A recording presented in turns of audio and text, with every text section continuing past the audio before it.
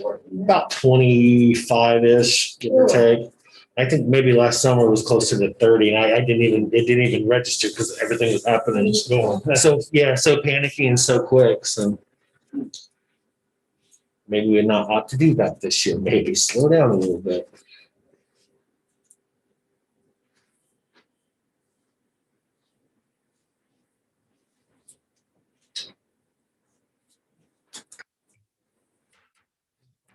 Call this meeting of the Riley County Commission to order. Please join me in the Pledge of Allegiance.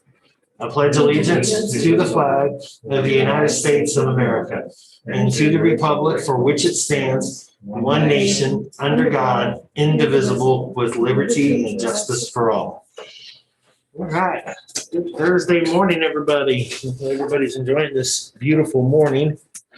Or I think it's a beautiful morning anyway. So won't have too many more of these before it becomes scorching hot and humid. So just take it all in. So go ahead and start off with some public comments this morning. I don't see anybody up on Zoom, so I probably don't need to start there.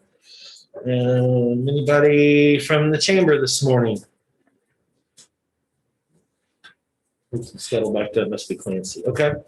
Don't see anybody with any public comments here, so I'll go ahead and close the public comment section off and move on to commission comments. And we'll start with Commissioner McKinley. Okay. Had some calls or some emails regarding the church and a call from someone about the RCPD and how the law board set up. Kind of had a discussion with them. And then Wednesday, though, I attended the Military Relations Committee. The speaker was Colonel Heseltine. He's the commander of the Air Force Reserve Refueling Wing at Connell Air Force Base. He was really informative, also very entertaining. And he goes, McConnell, I didn't know, is named for 3 Wichita brothers who were Air Force pilots. A couple of them were lost their lives in World War II. The big thing was there's the new planes for the refueling are the KC-46. It replaces the KC-135, which was last produced in 1965. It's the main one still in use. Phasing in the new ones. He talked about the various improvements. Obviously things have changed a lot in 50 years. There are upgrades to them. One of the they're still doing they've still got a few glitches in them, and they're revising before they crank up full productions. But one of the improvements, because they had the space, they've equipped them to transport medical patients. They've got the facilities inside, in between that refueling, they can transport medical patients. Like I say, it was really interesting. Yeah. He made it real interesting too. Well, learned a lot about planes. They're important. Yes, that's for sure. And he started off because he said, I realize in Kansas, most people may spell military A-R-M-Y. He said, we're here too. That's funny. And that's it. That's it? Okay. Then we'll move on to Commissioner Foki. Yeah, it was a really busy week. So, anyway, Tuesday morning, I attended the RCPD 30-year accreditation ceremony. It was at the law enforcement agency. And it was really well attended, and they had great attendance, including press members, and had a really good reception. Snack table set up too. So a lot of people lingered and talked, and it was a good event. Over lunch that day, I attended the Chamber Zoom lunch with Lieutenant Governor Toland. He and Trent Armbrust presented a new strategic plan called the Kansas Framework for Growth. Major challenges for the state are sluggish GDP growth, out-migration of the workforce, and a major decline in the working age population. Plus, there is a high risk in employment due to automation. They're really concerned with the brain drain from Kansas, from our universities, graduates that go out of state. And there are 44,000 open jobs in this state, and the out-migration apparently is getting much worse. In the strategic plan, they've identified some pillars of talent, innovation, and broadband development as focus points. And there's a lot more to the presentation. So, I mean, I can go on and on. It was really good. And, but it should be on Zoom, but it's really, it was really eye-opening as far as the out-migration, those kinds of issues. Trent and I are supposed to meet at some point in time here too. I need to reach back out. When they mention working age population, are they talking basically the boomer generation retiring? Is that what they're insinuating? Well, There's yeah. a larger population of that exiting the workforce. Well, that plus people just leaving the state because they're finding better opportunities elsewhere, money-wise and other things, I guess. But this group is really trying to work with communities and the state to try to stop that. So. Later on Tuesday, I went to the common table general meeting, a board of directors meeting. Their 501c3 is almost complete, which will allow them to take a lot more donations and do a lot more work. They did get a new grant for this year through the Community Foundation, which is being used for continued to-go meals at the locations. Some of the larger locations, like the large Presbyterian church down here, will be opening for in-house dining sometime this summer. And it's kind of staggered. It's not everyone is going to be able to do that because of space. Okay, let's see. Yesterday, I attended the Western Business Association meeting. Presentations were made by Sarah Siders of Spark and the Manhattan Parks and Recreation Department. Found out from Parks and Recs, and you probably know the Sequel Park will not be open this summer, and it's due to a lack of workers to staff the pool. Other services have been eliminated or reduced in number as the city is unable to hire people that they need. What in Sequel Park isn't going to be open? Well, they don't have the people Yeah. to run it, lifeguards and the staff. The pool you're talking. Pool. Oh, The pool, yeah, the pool, I'm sorry. I was wondering about the baseball fields and just everything in those are general there for a open. second. So, but the pools they're in the Blue Earth Plaza Yeah. water Park. feature is not going to be open either this summer because of lack of people to take care of it. Other services have been eliminated or reduced in number, like the summer camps, because cities are unable to hire the people they need. And this is a huge concern throughout the state and our community. They said people are just not applying for jobs. That is a big concern for all of us. And it's hitting the rec department hardest this summer. It's really sad that a lot of these programs won't be open because of that or reduced. As far as rec centers, Douglas Rec Center is open and it is free to the public to go. Susan B. Anthony Rec Center will be open sometime within the next week. So that'll be okay. Also Wednesday afternoon, like I said, busy week. I attended the Flint Hills ATA Board of Directors meeting on Zoom. They're hoping to do it in person next month. A revision of the bylaws was discussed and approved. Staff updates were presented and a preliminary 2022 budget was discussed and they are developing a new website. It's one used now that's hosted by Civic Plus is becoming way too expensive for them to do it. So they're doing working on their own website. So that's all I've got. Do you have any questions? No, the workforce issue is a huge issue. Yeah. It's affecting us pretty severely too. The point where we're offering in-house bonuses for attendance and working shifts and $100 a week. The least for the next 90 days or so. So to try to just keep people, not even gain, just to keep everybody that we have. Yeah. So yeah, I just kind of found that a little interesting, the innovative ways people are trying to create to kind of keep moving along. So yeah, it's a big deal, very big deal. Well, as for me, I guess somewhat of a normal week. I don't know if it was insanely busy or slow, but steady. Let's go with that. Monday afternoon, I had a community leaders Zoom call. That's the one where I got up in the middle of everything and had to give a short presentation. So I was trying to time that out right. And between the technology issues I was having and everything else, of course, it didn't work out properly, but it is what it is. So that's a call that we used to have weekly, but we've moved to bi-weekly. It's with members of and officials from K-State, the city, Via Christi, Lafine, several other ones to kind of continue our continued COVID-19 pandemic efforts. Discussion continues to kind of sit around the vaccination plans and the numbers kind of correlating with that.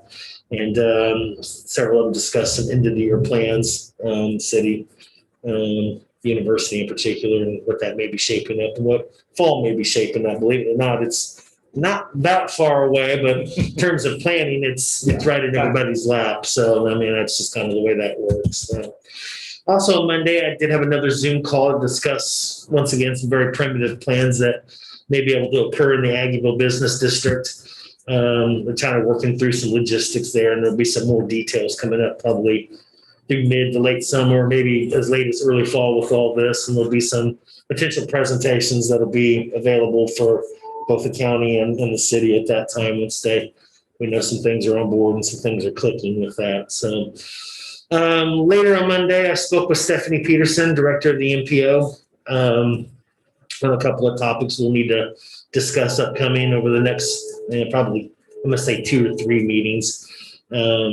One conversation details our concerns on KDOT's lack of updating the current local matching formulas. There's plenty of federal funding to cover that, but we're getting up in that 30 to 35% range. Money's there to reduce that. They're not changing those formulas to make that work. Not a big deal for probably 2 of the 4 MPOs. There's 4 of them in the state of Kansas City area, Topeka area, Lawrence. I think Lawrence is kind of incorporated along with Topeka a little bit, but in the Wichita area, ours is the smallest, of course, of those, and it becomes a real big struggle to be able to continue to maintain and do the things that are being done there, which I think has had a really positive impact. I've gone back and forth to whether or not that was a good thing or not when we did it, but it has had some good impact, and I think we've got some quality transportation infrastructure out of it for our dollars on that. And that's because of the work of Stephanie and staff has done through the years to accomplish that. But it's getting tougher and tougher with this current model to accomplish that. So Tuesday morning, I couldn't make it in person, but I did watch on Facebook Live the RCPD's 30-year celebration of accreditation. It was really hard to see how well attended it was. So I'm glad to hear that. I thought several media outlets, including Becky Goff from WWW, did a really good job putting that up and getting that information out there. I thought presentation moved pretty well. Was it Tim Basinger and Julia Coggins? What was the two people from CALEA, Commission on Accreditation for Law Enforcement Agencies? Kind of long, but not too long. And I thought Director Butler really broke down the logistics of it in his speech. It's hard to believe that's been 30 years. I actually remember the discussion from the very first one when the police department was down here on 6th in Colorado, and everything was powder blue. Cars, uniforms, all of it was powder blue. From my perspective, I'm very, very thrilled with that. Congratulations to everyone at RCPD, and let's make it another 30 years. I think that'll be good. Last night, I attended the city council meeting over in Ogden, gave them an update on a couple of things that we're working on, including developing a new sales tax. They were extremely happy with the rescission of the countywide mask mandate. We talked about that briefly, and they were even more thrilled about the possibility to be able to keep the municipal split through this potential sales tax that hopefully passes in the fall when we get it developed and moved forward. So And because it is May, and we are in severe weather season, a couple of anniversaries that happened this week. 14 years since the Greensburg tornado on May 4th. First EF5 tornado to officially be on the record. Took out about 96% of the town. Of course, they came back and rebuilt and continued to grow incrementally. But that happened 14 years ago. And then 22 years ago was the big Hayesville tornado. I remember that one very well. We were down in Emporia that evening as that storm rolled across, and it dropped baseball-sized hail on us. And a friend of mine that I was with, we told this little Chevy Cavalier trying to come back from Lyons County that night, just completely destroyed the car. Hail on the passenger side, dug and broken glass and everything else. I have a vivid memory of that. Insurance, I think, ended up buying a new Mustang, so it worked out pretty well for him. But that was, believe it or not, 22 years ago. So lots of memories this morning. So, and really, that's about it for me. So I guess we'll go ahead and move on to some business this morning. What's our first item, Cindy? Pastoral corrections. Oh, yes. I haven't seen some of those for a while. Yeah.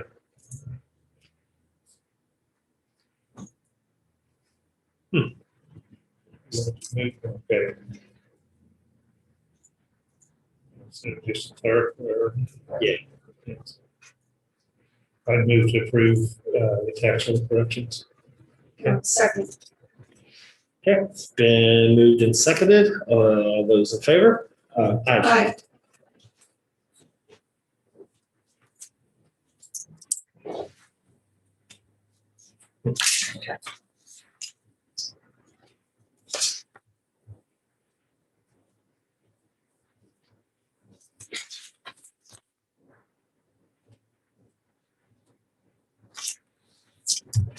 Thank you.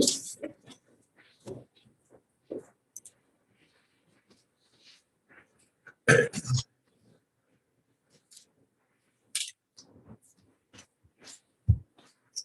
next item is to sign Riley County personal action forms. Michael Robsinger, a new hire as a roadside mower equipment operator in the noxious weed department. Audrey Stewart, a new hire as a customer service rep in the treasurer's office, and Kayla Buell, a facility type 1 in the public works department.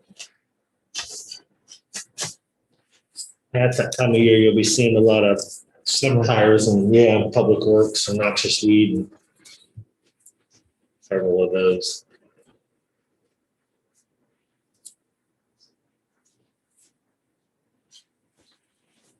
How's Elizabeth this morning? Good. Good.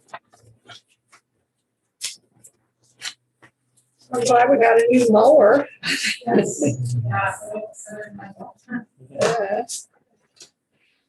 course, grass and tall weeds, probably not so much.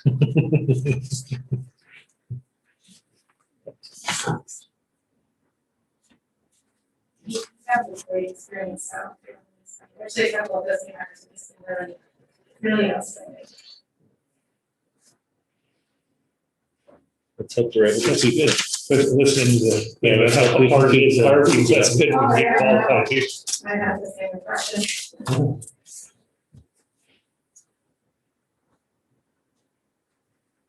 We've really stepped up our, we're really reaching out to people.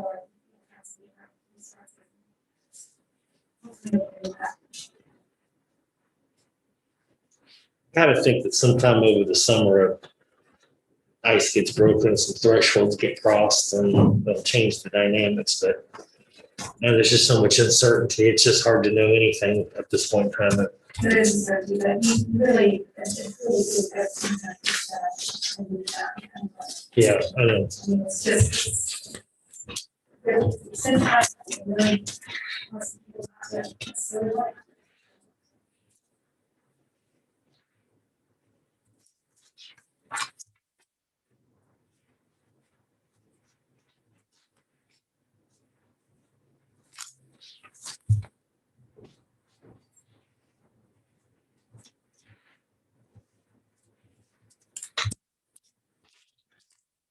you. Thank you. Have a good day. Items approved payroll and accounts. Motion to- yeah. Move to approve the payroll account payable. Second. Okay, it's been moved and seconded on approval of payroll and accounts. All those in favor? Aye.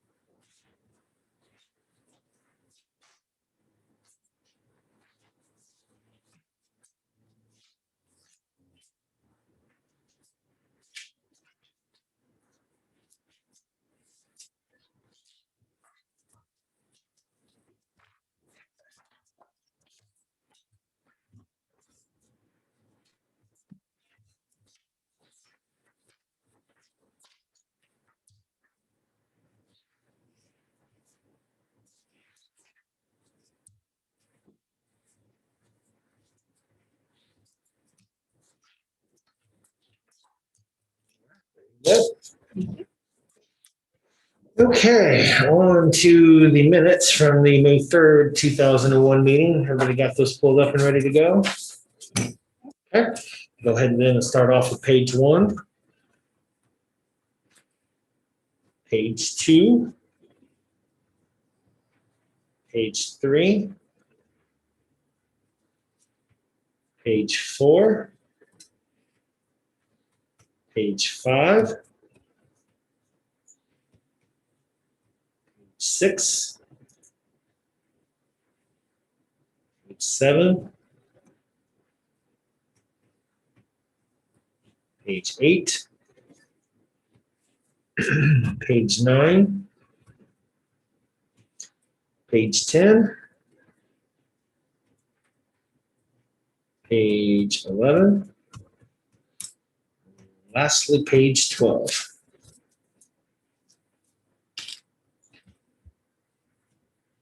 I would make a motion to accept the minutes as written on, from May 3rd, 2021. I'll second. It's been moved and seconded on approval of the minutes from the May 3rd, 2021 meeting. All those in favor? Aye. And I don't have anything for the press conference, and the agendas look fine to me, or next couple of agendas, I guess I should say. It took too long. Yeah, Monday's gonna be a long day, but look at it this way. It'll be probably the longest day of the year, and it'll be done and over with, and we can continue to move on in that process and other processes. So, I think after Monday, that'll take care of about 70% or so. We'll have a few more department heads. And some of those can be incorporated into the actual meeting and not afterwards. So, Monday and Thursday. yeah. So are we still having the new meeting, the county officials election? No. Is That it does. still on there? Yeah, I'll have Clancy cancel that one, but we are going to do the one in June. Okay. Yeah, okay, yeah. Cancel this month's, but be prepared for next month. Okay. I do have one item, the KCCA conference, June 8th through the 10th. If anyone's interested in attending. Do you have any list of details in terms of protocols, that sort of thing? I do not. I haven't actually attended one of these, so I don't have much to tell you. I had work-related training that came up the same time 2 years ago, and of course I didn't have it last year. I fully expect it to be much like the KAC event, but it's just commissioners only. So, Well, the other thing is it says it's the 10th, which is Thursday. yeah. Morning. If two of us end up going, we'll cancel the meeting. Okay. We just we won't have a quorum, so Wednesday, that's a long ways out there for. Yeah, day and back. I know. That'd be It's a lot. 5.5 hours down to Liberal. I don't know why they have it there every year, and maybe it lives. Every year? Yeah, Oh, I assume they moved it yeah. around. It was 2 years ago. What date was it? June what? It's June 8th through the 10th. Commissioner Clancy Holman, probably can't count, just a paid political, some of our unpaid political, regarding that conference. The only thing I would say is it's potentially a good opportunity for you to network with other county commissioners. And one of the real frustrations that this organization has had over the last few years is not getting enough counties somehow to be persuaded to join in with us on some of these legislative issues. I'd say it just hasn't been, there's been very limited success even when we've had our summit, but it might be a good opportunity if you're inclined to go. I know it's an inconvenient, really inconvenient location. Are they going to have a Zoom component too? It doesn't say that. I would hope they would. That's what I was kind of wondering. Well, I would hope that that would be available, particularly if you have an opportunity to do it by Zoom. It could present a real opportunity to try and get somebody, maybe some counties from the western part of the state, to start seeing the advantage of some of your positions in the dark store and how they could impact them. Yeah. There's no substitute from hearing that from a sitting county commissioner. Yeah. When you're talking to them, it's just, again, I'm not saying it would work. Just be aware. It doesn't mean you have to participate. That's always your decision. And you have to always make the cost benefit analysis.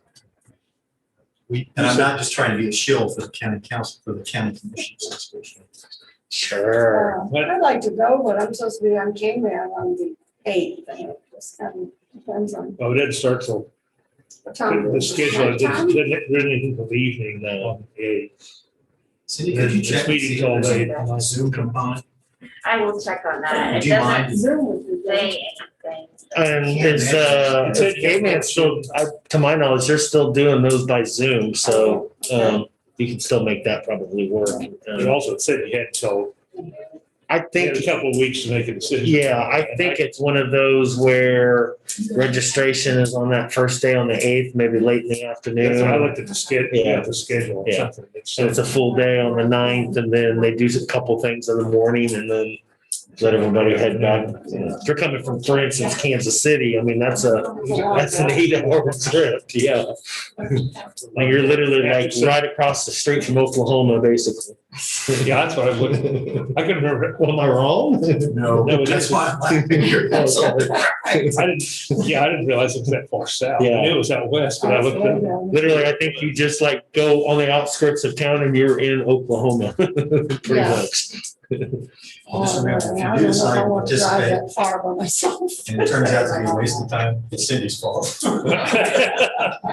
I don't think they're ever a complete, I actually don't think any of those are a complete waste of time.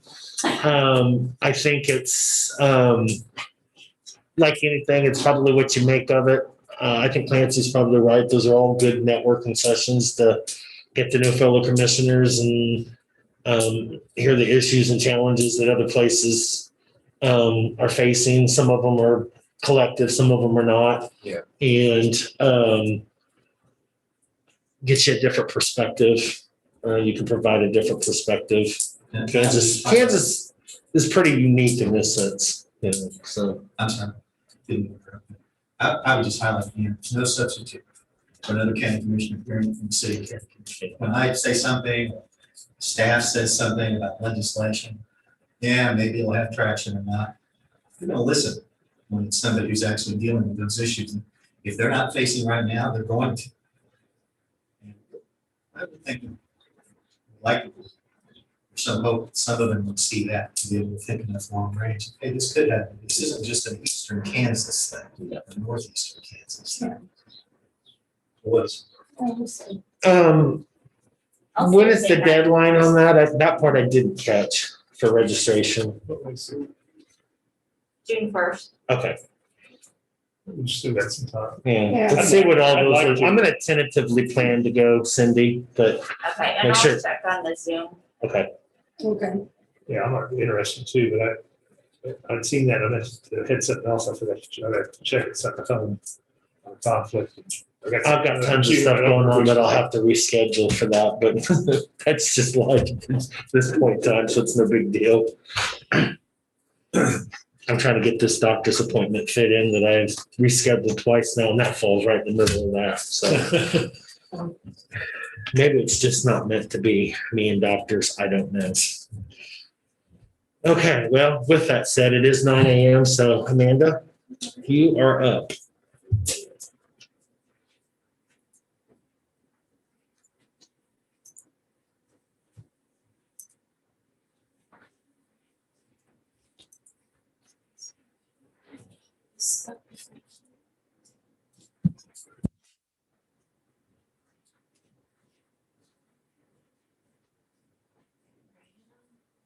All right, good morning, Commissioners. Morning. Again, Snow Planning Director. So I have a couple items on the agenda this morning. The first, of course, is my staff report that I will be a little brief with, but of course, I always have to answer questions because I do want to spend most of my time talking about the KDHE solid waste grant. So again, just want to touch on a couple of the highlights from my staff report here, what we've been up to in April and what we anticipate happening in May. That we're already about a week into May. That's crazy in its own, but of course, some things we've already had before you folks. You'll kind of see some repeats there. The one thing I always like to talk about, and you did receive a presentation about earlier this week, is our land development regulations project. We're still working through that, again, as we talked about. We're nearing finalization with the graphics, and our sub-consultant is working through the electronic formatting portion of it. We're doing some final edits. We're still kind of trying to really wrap that up here in a reasonable amount of time. Unfortunately, we're not going to meet our June deadline there. It was a self-imposed deadline, but we were working towards. So hopefully by late summer we'll be able to get through the public review and adoption process and get this project wrapped up. You can blame it on COVID. That is for sure. We've been blaming lots of stuff on Yes. COVID for years to come. Yes, NG 911, we have, the committee has met, I believe we met a couple weeks ago and drafted an informational letter that I'll have before you folks on Monday. I just want you folks to see that letter before we send it out and let us know if you have any comments on that. Again, our next road that we're looking at doing is the unnamed private road off of Johnson. So again, we'll have more information for you folks on Monday.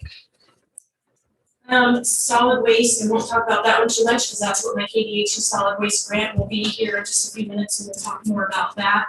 But we did get the annual review of our solid waste management plan done for this year. We did receive our approval from KDHE last week, so we're all good with that.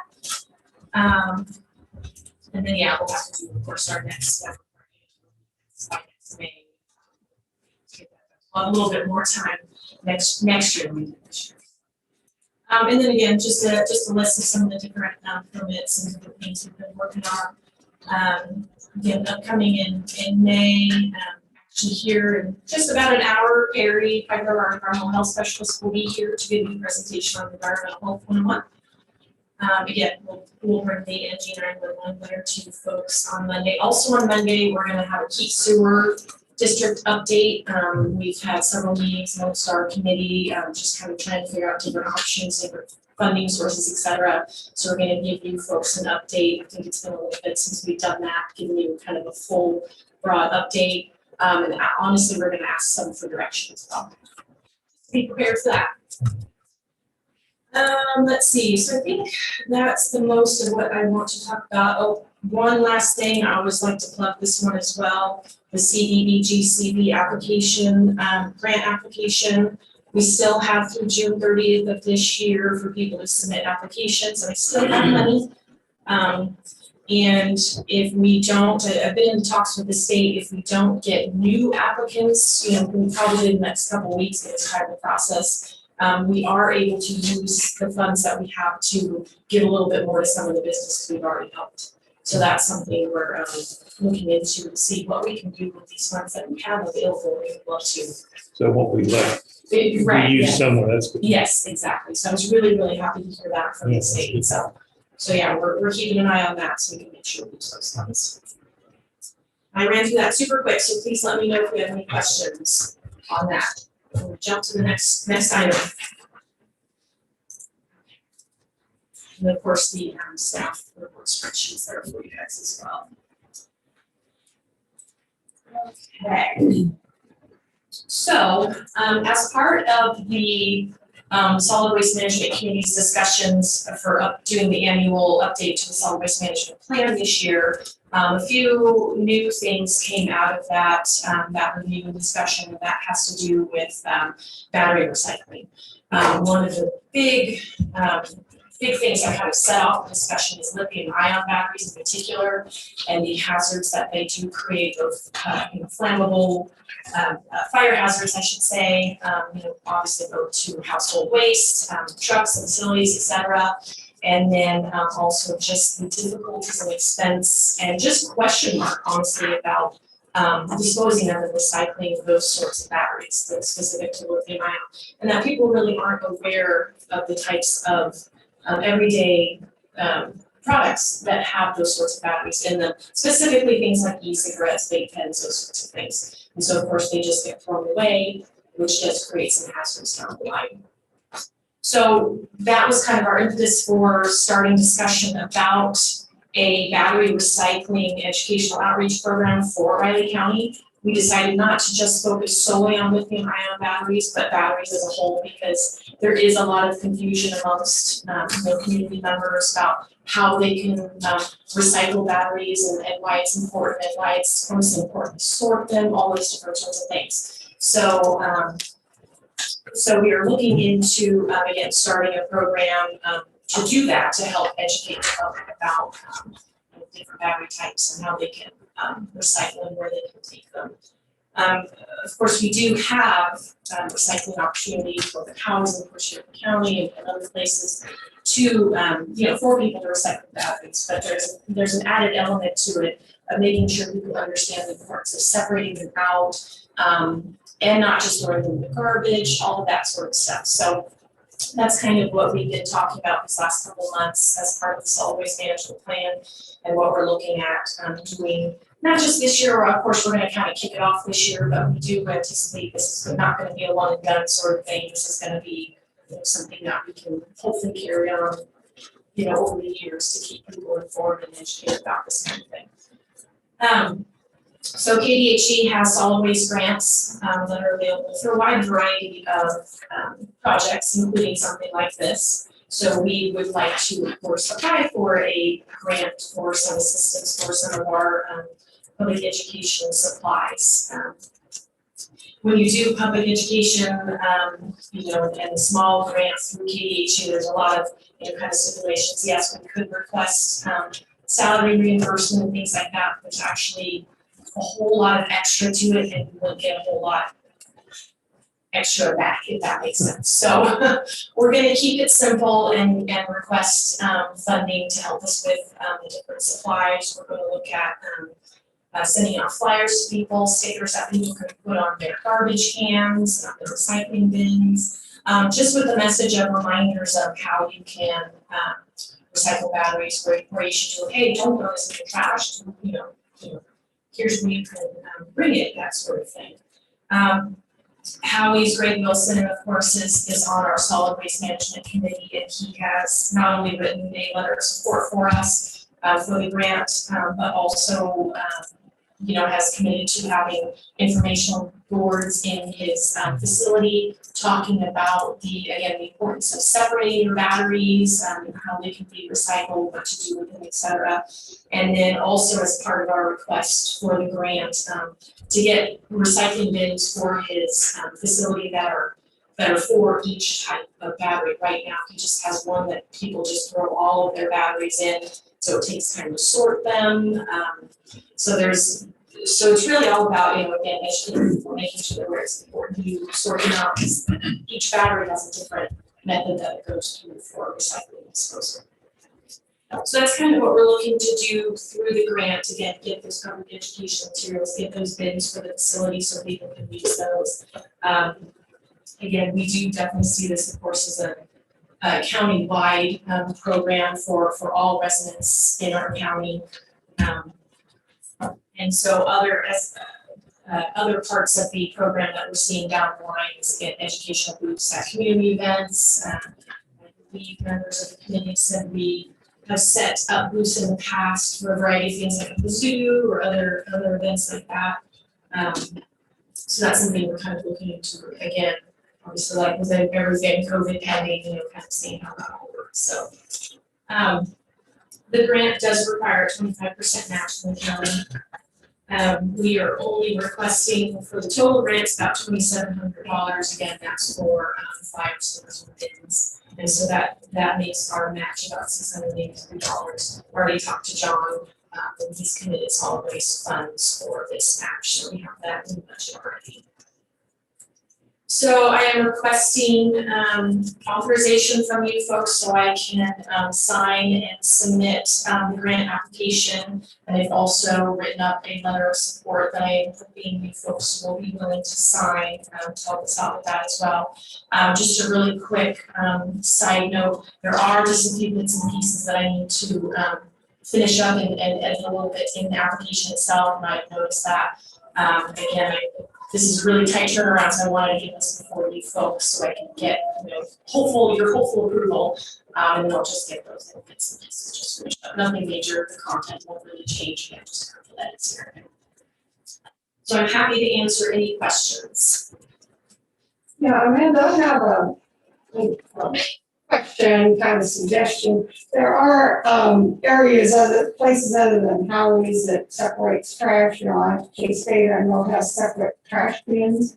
Would this grant, or would it be possible to add, and in other parts of the county, other than Howie's, maybe to add an extra bin somewhere just for batteries, or I don't know if that's possible, or thought about that? I mean, it's certainly definitely something the committee can look into. Again, the grant kind of came about kind of quickly. It's quick turnaround, so we're just kind of going with what we know we can do, almost immediately. But that doesn't mean we're going to spend some time this year, talking about what we want this program to look like, other partners that we can have, that we can do things like what you just suggested. Because definitely not just how we want to make sure that this is available and accessible. As much as all of this of the county as we can. So yes, we'll definitely be looking into things like that down the line. Won't necessarily be covered by this year's round of the grants, because I don't have the information yet. But this is an annual grant that KDHE does, so we can always look into doing more supplies for next year. If we want, if we want to go grant route, we can use solid waste funding or those sorts of things. But definitely all those things we're still still talking about as a community. So Okay, thank you. thank you. Anything else? Okay. Do you need a motion? I'll move to approve the staff sign and submit the KDHE solid waste committee application and for the board to sign a letter of support for the waste management committee's battery recycling education program. And second that. I'm not even gonna go through that detail next to it. So I'm just gonna say, all those in favor of the grant, say aye. Aye. Thank you very much. I appreciate it. I appreciate it. So let's go through. That was your turn. If you need 5 minutes to breathe after that, you're granted that.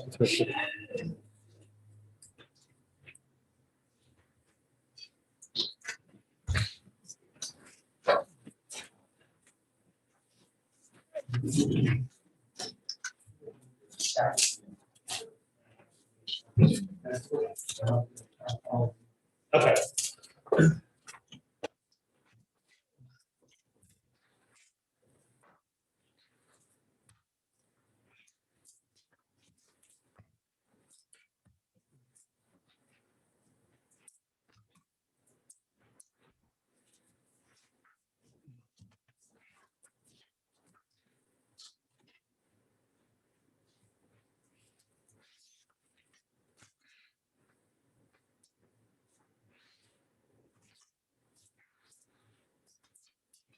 Thank you. Yes. I don't know, to you, Mike. Go ahead. Well,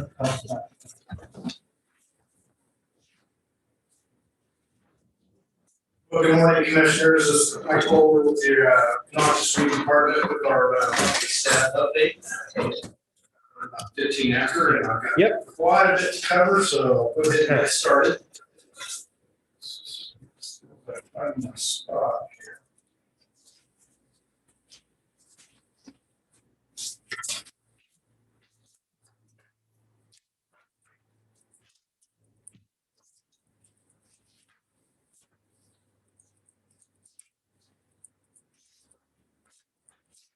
Oh, you did.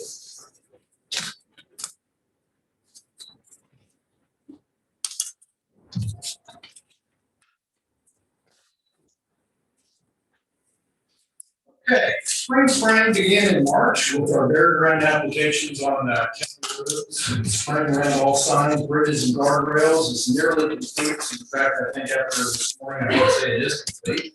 Spraying storage and parking lots has also begun and should be completed earlier this month. There will be no chemical mowing on asphalt roads this year. We didn't do that again last year. And I'm not sure moving forward we will do that. That helped gain us some extra time as far as mowing is concerned. Manpower being where it is, I prefer if we don't need to spray a chemical, then we're not going to spray a chemical. So we will not do chemical spraying again this year. Solid spraying, however, has begun and should be completed in the next couple of weeks on the lower third. What we do is we solid spray a third of the county every year, and this third is the lower south part of the county. And that's for broadleaf weeds, keep our grass growing, but our weeds on the side of the road. So we do a third of the county every year, and that's nearly complete. Township contracts will begin mid-May. Currently, we have 3 township contracts. That's a little low. Sometimes we have up to 6, but budgets and COVID being what they are, people are just, townships are needing money in different areas. And so we're down to 3 this year, but happy to have those. So those contracts will begin here soon. Spring seed projects on county right-of-ways has began in mid-March, and we're about 60% complete. We, of course, have had an opening out there with our operator, and that's usually their responsibility. So we're a little behind in that, but I'm happy to report we've managed to get 60% complete. And other guys have filled in to step up and get that done for us. County roadside mowing will begin mid-May. This is a bit of a ahead of schedule, but as you guys know, this spring it's just been an ideal spring for vegetation. I've heard a lot about dandelions already. We're going to see just a lot of different Mother Nature. It's going to have an abundance of different things that folks are going to see where they're out there. Dandelions just happens to be one of them, but we'll need to get started mowing a little earlier this year just because of the rapid growth that we've had with the great less spring so far. Musk thistle, a noxious weed in Kansas, is in the stage of growth where it needs to be sprayed in order to get optimum control. I want to remind everybody we do have cost share for that for folks, landowners in the county. We have chemicals to help them combat that noxious weed. So just want to remind them of that. Chemical sales have been steady, and we do offer drive-up service, but our office is now open to the public. Last year, we just did drive-up sales, and I think that worked fairly well, but it's nice to have the office back open, so I want to let everybody know we're formally back open in operation as normal out there at the county shop. And last thing on the noxious weed side, we did fill our operator position. gentleman by the name of Michael Robsinger. He's a former Marine, former law enforcement officer, and full-time farmer. So hopefully he will fit right in. Very happy to have him. And he will begin next Monday. And with his tractor experience, I hope he is essentially just a plug in and go. And so we need that because it's the time of year where we won't have a whole lot of time to train him. So I'm happy that he's bringing the experience to the board that he has. On the HHW, we have a clean out this Saturday. Yours truly will be down there from 8 to noon working that. Again, we don't accept business waste and our large truckloads of waste down there. But again, that is wildly popular. If you ever have anything you need dropped off or want to come down on a second Saturday of the month and say hello, see the operation, it's really fun. That's in kind of cooperation with Howie's down there. So it's controlled chaos, as we like to say. Controlled chaos. The Riley County HHW facility is open as well. We are open from 7:30 to 4, and we have lots of material out there, from paint to WD-40 to all kinds of things that you can imagine are on the shelf. I like to bring that up every time just to remind everybody that they have an opportunity to come out there and get those materials. Multiple counties in the Big Lakes region needed cleanouts at the end of April, so we are sorting through the process of material of doing that. The amount of recycled material continues to climb, and COVID really contributed to that a lot. People stayed at home and did projects, and now a lot of the project material is coming into our facility.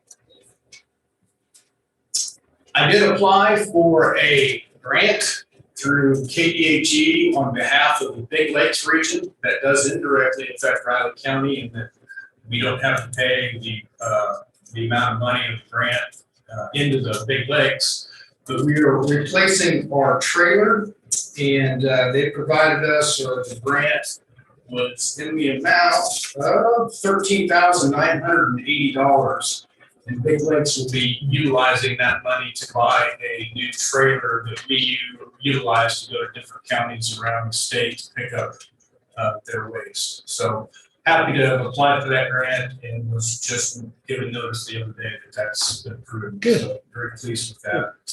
And then last thing, myself and Jeff Walker of KDHE got to give a presentation to the North Central Kansas Planning Commission in Beloit, Kansas last Thursday.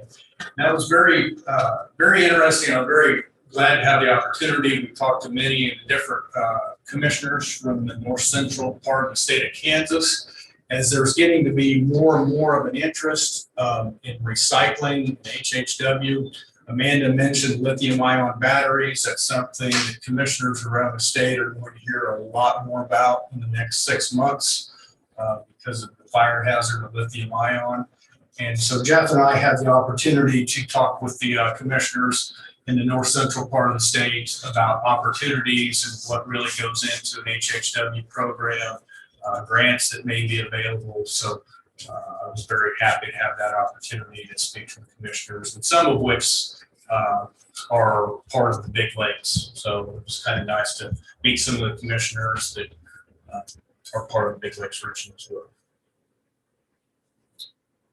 So if there's any questions, that's the staff update. We had a pretty busy month this last month in the beginning of April. Kind of typical for you guys, though. Isn't it? It is. That's our busy. Yeah. It's our busy time of year. And this, like I said, this spring is just going to be a booming bumper crop of everything you can imagine. So that's just, we're prepared for that. All right. Okay. The second item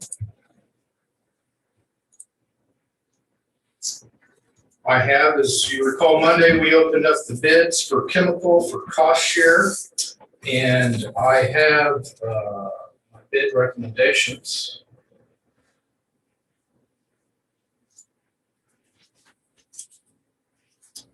Went with the lowest bid on each individual chemical. When we do chemical bids, we don't look at the overall bid. We look at the individual line item that was bid per gallon, and that directly affects our cost share program. So that's why we don't do an overall low bid. We do individual, which individual chemical was the lowest. And so where we came in at is the 2,4-D LV ester. Van Diest out of Lindsborg, Kansas, came in at $13.23 a gallon. That's the lowest bid. And then Nutrient Solutions on the 2,4-D amine came in at $8.99 a gallon. And then the glyphosate was $12.49 a gallon. And that brings us to the herbicide bid recommendation, which is up there, as you can see, what the totals would be.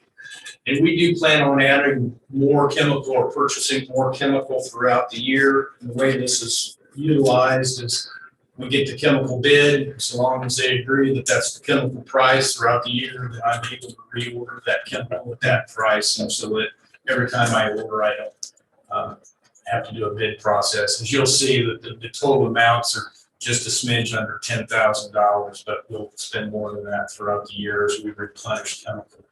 I just don't have the room to store the amount of chemical that we sell at one time. So we will be making more of an order than you see there, and that's all budgeted. They agree, hold the price through the summer. They do, and they've been really good at that. Now, things do fluctuate, and if they do fluctuate, I was ordering quite a bit more, over 10,000, then I'd have to open up the bid process again. But so far, knock on wood, we haven't had that issue, that they've been honor that price throughout the spray season. And they do that for other counties across the state. That's just kind of how that operation goes. Unless there was something like, we did have that polar vortex. We had a freeze down at a warehouse in Texas that drove the price of glyphosate up this year and has made it more difficult to get. Unless we have a catastrophic event like that, which they always have. So for bidding processes, you're able to split the bids between various vendors? Is that what we're saying? I am, yes, Okay. that's correct. All right. And what we do is we pass that cost, our cost share to citizens of the community, or at the price that we purchase the chemical. So it directly affects that direct line item. For in this particular case, Van Diest, the company was overall the lowest, and they came in very low on their ester, and then they were just outbid a little bit on the amine and the glyphosate, but their total bid was $700 or $800 lower. But that individual line item would affect that cost passed on to the citizens of our community, and so they wouldn't enjoy the benefit, the savings of the total bid. They only get the savings of the individual line item that was bid. So that's why we do that. Okay, that's good. Makes it a little more difficult for us. We got more deliveries, we get more invoices, that sort of thing, but we are able to pass on the absolute cheapest price we can to the citizens of Riley County. So that's important. Yeah.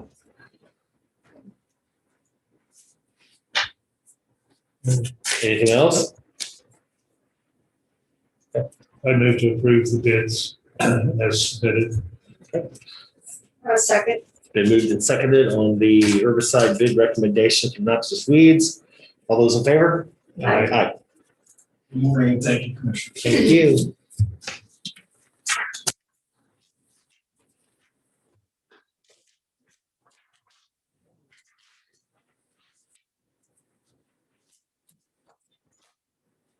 Well, morning.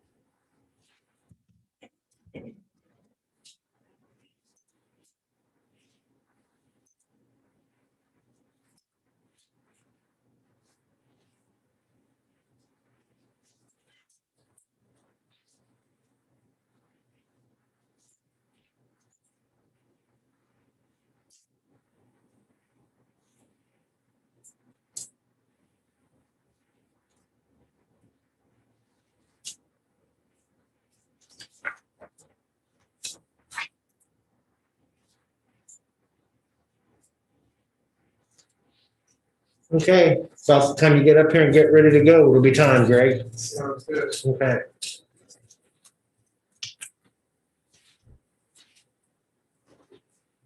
Good morning, Commissioners. We'll start out talking about our certification of real estate values this morning. That's kind of referred to as harvest time in our office. That's in farming terms, that's the end of our annual cycle. And we were very, very happy to be able to work with Rich and Lori and all the folks in the clerk's office to hand over that certified value tax roll for real estate values early like we intended to. That's kind of been our tradition here for several years. But April 29th, we were able to do that. And I know they're working on that now, incorporating that into the budget process and all those things that need to be done in their office in a short amount of time here also. But that, again, that completed our real estate valuation cycle. And this year's appraised value, these are not assessed values where the assessment rates will be plugged in. These are appraised values. Countywide totaled $8,325,000,000, 6,890. That's if you look back not too many years, that's a pretty large increase, both in the taxable portion, but also especially in the exempt portion.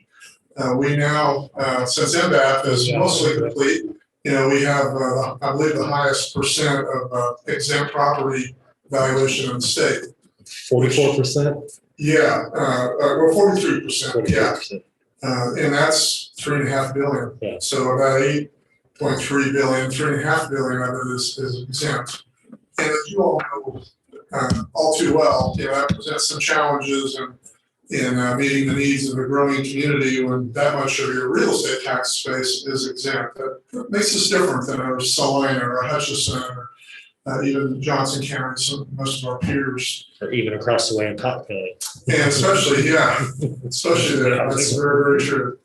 In their case, they have an energy center that is their tax base for all practical purposes. So, again, we're unique in that way. But that's probably not going to be a lot different for the foreseeable future as we see more of the public-private partnerships happening and at K-State with the foundation, et cetera. It'll be interesting to see what those numbers continue to look like. I have a question. Go ahead. Yeah. Like those new foundation buildings across from the fire station that they rent out for it, is that still tax exempt or do we? I'm glad you asked that. Actually, most of it is taxable. They correctly defined each of those office spaces as condos. So the space they use can be exempt, but all the other spaces that are leased are taxable. Oh, okay. Yeah, that's a great question. And that seems to be their business plan going forward. I know they were talking about breaking ground on the third building this summer. I don't know where that stands right now. But also on Anderson there across from the old stadium, they've got that big strip going there, but that'd be taxable. Yeah, those residential condos would be taxable. Oh, okay. Yeah, that's true. The foundation does own several properties throughout the community. Most of them are taxable, apartment buildings, things like that. But if they are using it for any exempt purpose, it has to meet two tests. One would be the use and one would be the ownership. And that's why they made office condos out of their first building, so that their portion could be exempt and the others put on the tax roll. Yeah, great question. Our informal appeals, of course, are all wrapped up. We have to do that before we certify. We had 245 this year, which is one of our lowest years ever. Of those, 173 were residential, 57 commercial, 7 vacant land or vacant lots, 6 farm home residential properties, and 2 ag land parcels. That's kind of the typical breakdown or mix up for us. We typically have more residential. The commercial ones tend to be larger value properties. We have, I think, a good working relationship with most of our local commercial property owners, so we don't tend to have too many of those. But those larger shopping centers and things like that tend to appeal every year as they're represented by tax reps.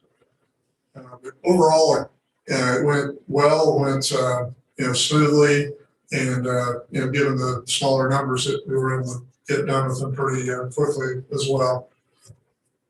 We were a little surprised. I thought maybe with the fears of the pandemic and we had a big school bond issue that affected property taxes for the first time. I guess O'Reilly also, but also Manhattan, that went into effect this fall. And sometimes, our informal valuation appeals become tax appeals, and that's a chance for them to voice their concerns about taxes. We didn't get too much of that, and I think I would attribute it to we have a very informed community. People keep up on things pretty well here, and so they know what the neighbor's house sold for, and what this property or that property sold for. So I think they have a better understanding of the market than a lot of people, and we've tried to promote that. Economically, the pandemic didn't pan out to be a huge issue like we had concerns it could have been last fall. So it definitely hasn't affected our residential real estate market at this point. Every year we are required to verify ag use, and what that means, rural properties or ag properties that are used for production agriculture by statute and by constitution have a different value and classification system than everyone else. All other properties are market value. Ag use typically here is about 0.8 of a percent of what market value would be. So, it was a policy that we voted on back in the mid-'80s to kind of support agriculture in one of our leading industries. And so then it's our responsibility to make sure that everyone who has property being used for those purposes is classified as ag use.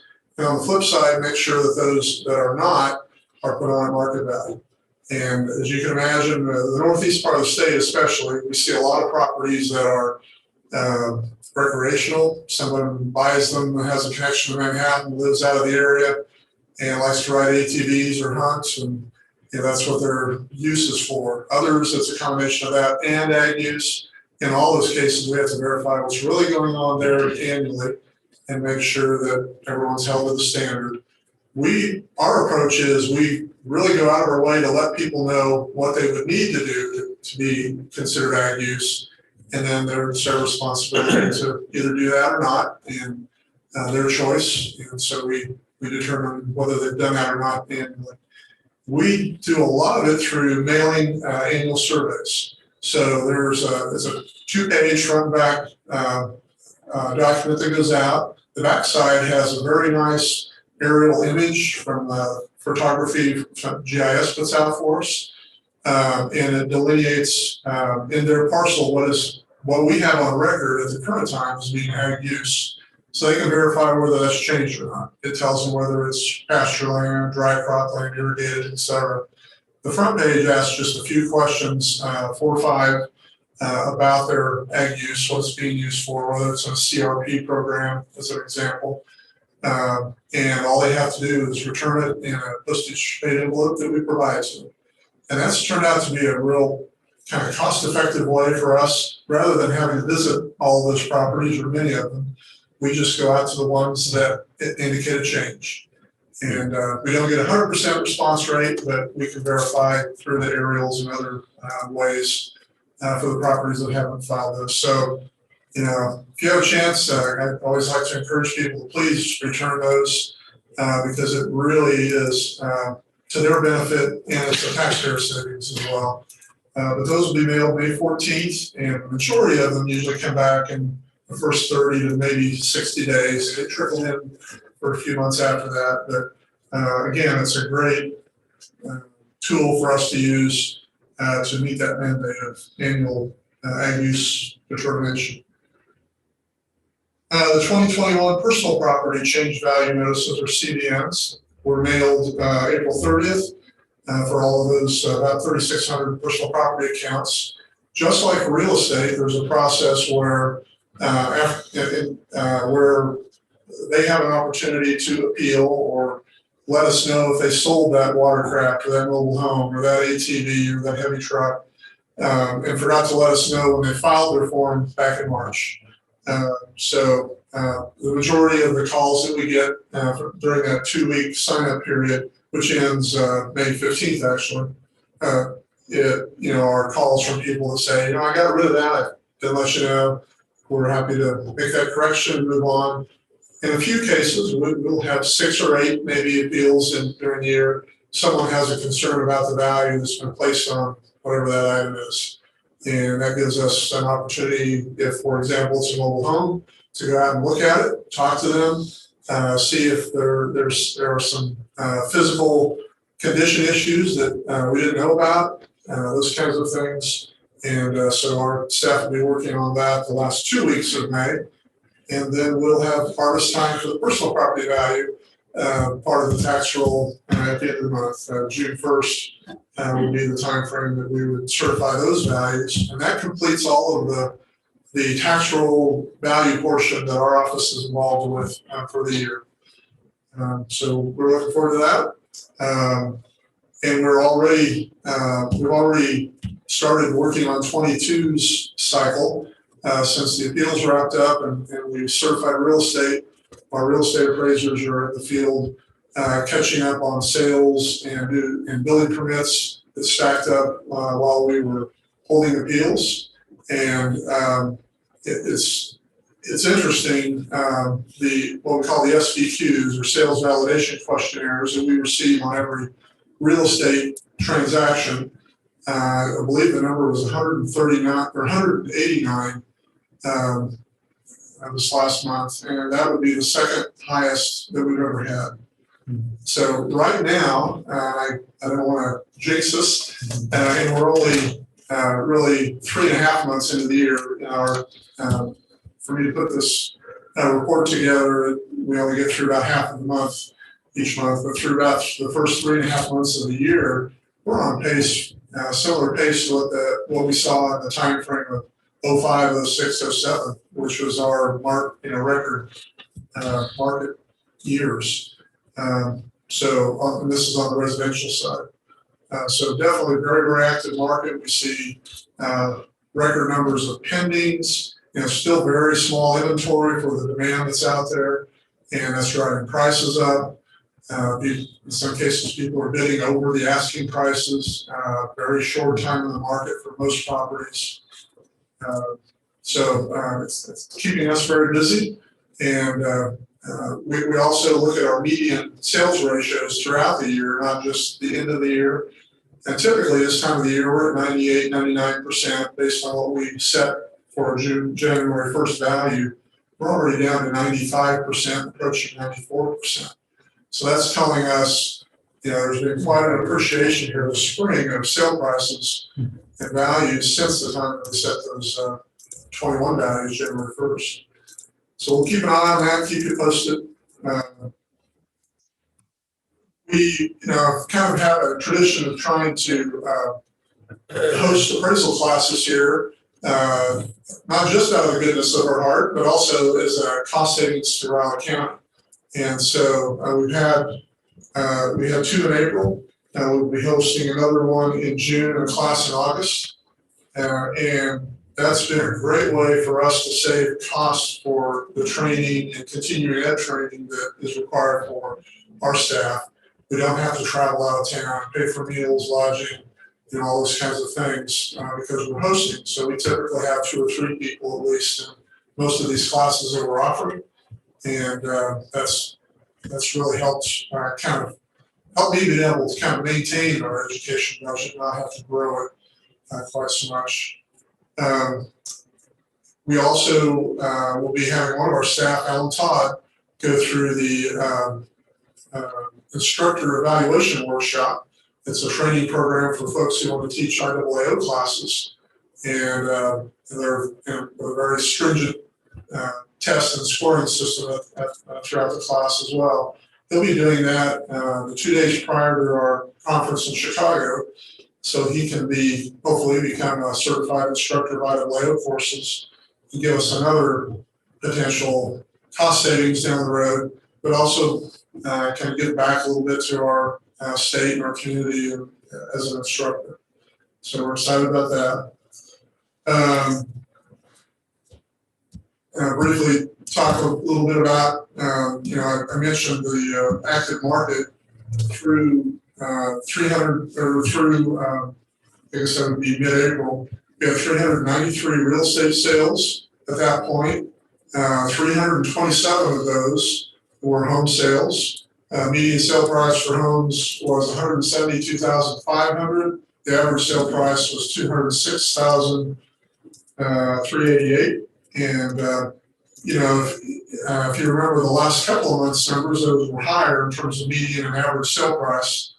What we have seen at this point is, most of the home sales that we have seen are existing homes and moderately priced homes for this last reporting period.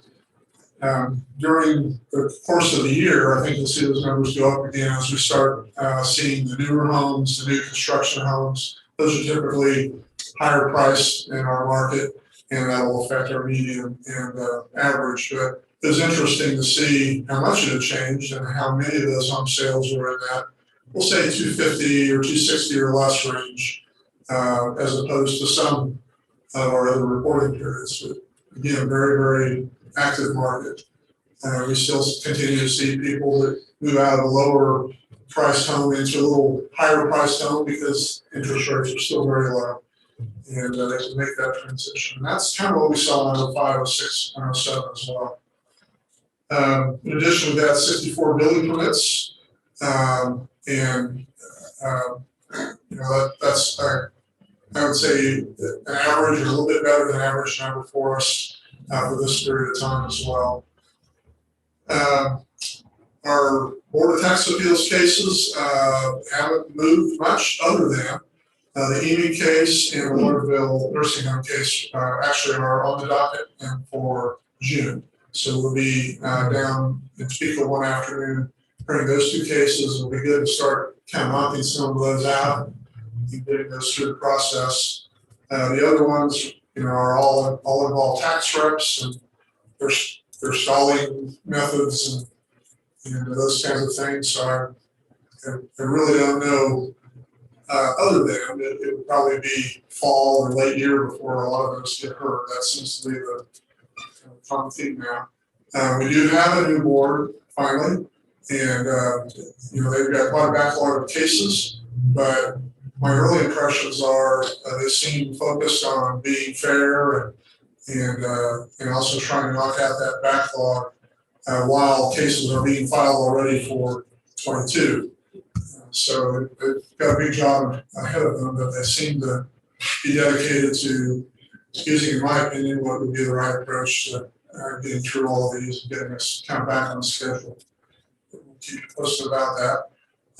Real briefly, lastly, in case Clancy hasn't had a chance to let you know, we had a good meeting with the county's lobbyists, Ron Fear and one of his staff, and Jason from the chamber. Last Friday, I guess it was, and we were discussing, the dark store issue and the bill that the counties had out there, and maybe what the strategy would be for, building a broader support group for that legislation and just how to address the dark store issue in general. There are a lot of challenges, and one of them is not everybody in the state has faced this yet. The larger counties have so far, but it's coming to everybody. Everybody, small communities have dollar stores and KCs, and those are property types that are starting to show up now. Farmer co-ops, implement stores. Exactly. That's where it's going. It's coming. Unless legislation slows that down or new BOTA kind of has a different philosophy towards or against dark stores. So we'll see how that part of it works out here in the next few months. In our Home Depot case, we would be asking for reconsideration.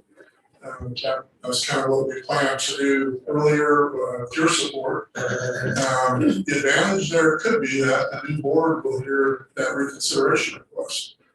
So maybe that'll help. Maybe that's a benefit to us. We'll find out in a few months. So, They get to hear it, or it goes to district court? They get to hear it. Yeah, that's a good question. It has to go to them before it goes to Court of Appeals. District Court, it's another one of those frustrations for appraisers. The other side can file a district court. Counties can't file a district court. So our only option is to do reconsideration or possibly Court of Appeals. Now, the problem with Court of Appeals is they don't come to conclusions based on, or they can't come to a conclusion based on whether they think the value is right or wrong. They simply have to look at how the trial was held and whether or not BOTA could have reached the decision they did. Even if it's a bad one, could they have reached that? So that reconsideration request and whatever comes out of that's really important if you're going on to the next level. I don't see an option on this. I just don't. I don't think anything's going to move legislatively, whether it's through legislation or appointments to this board. I think our hands are tied. That's what I really think.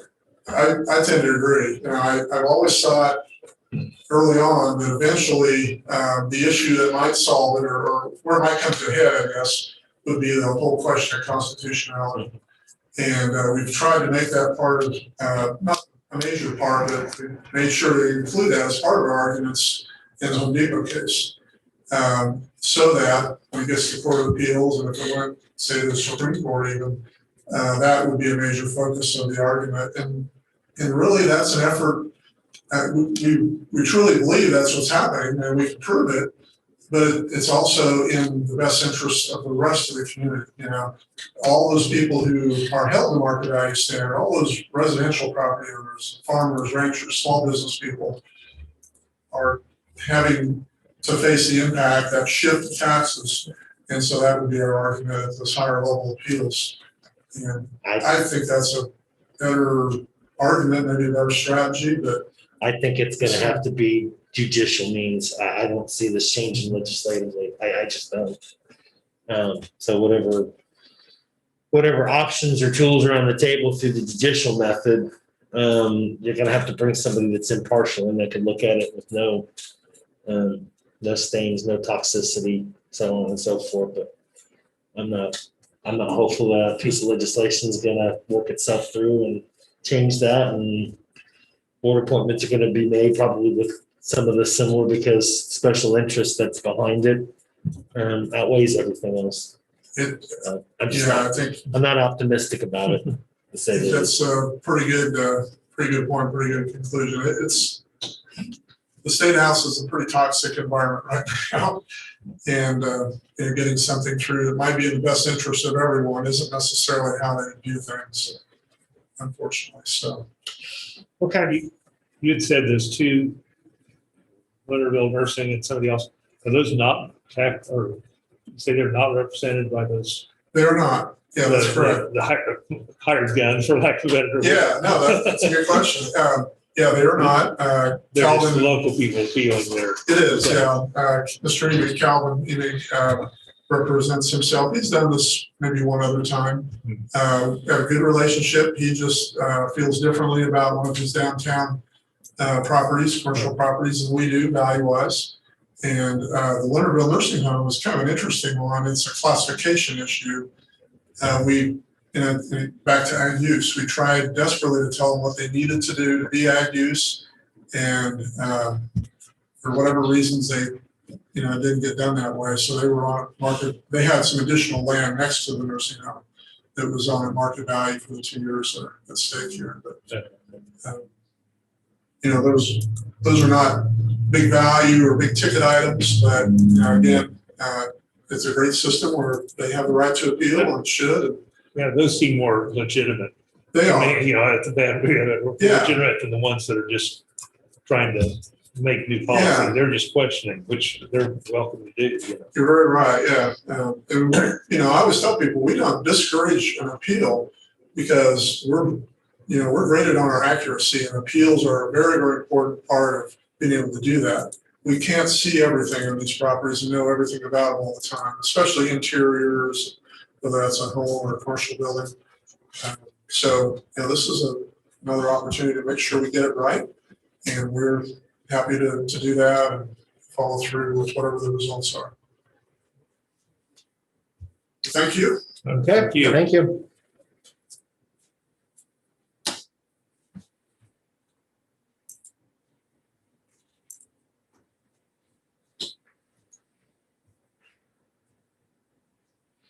Okay, we've got Perry up next on environmental health presentation.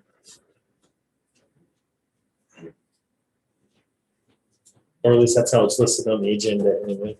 Sure. Good morning. Good morning. Hey, I've only been over here a few times to talk to the commissioners. So You can take your mask off if you're comfortable. sure, I'm vaccinated. We all are too, so yep. Two for a month there. Okay, so I need to get to the PowerPoint. Is that? So it's either in there, Jeremy, or I put it on the W drive in our planning, if you want to look through it. It's probably better to go through the W drive, actually. Is it under plane? Yes.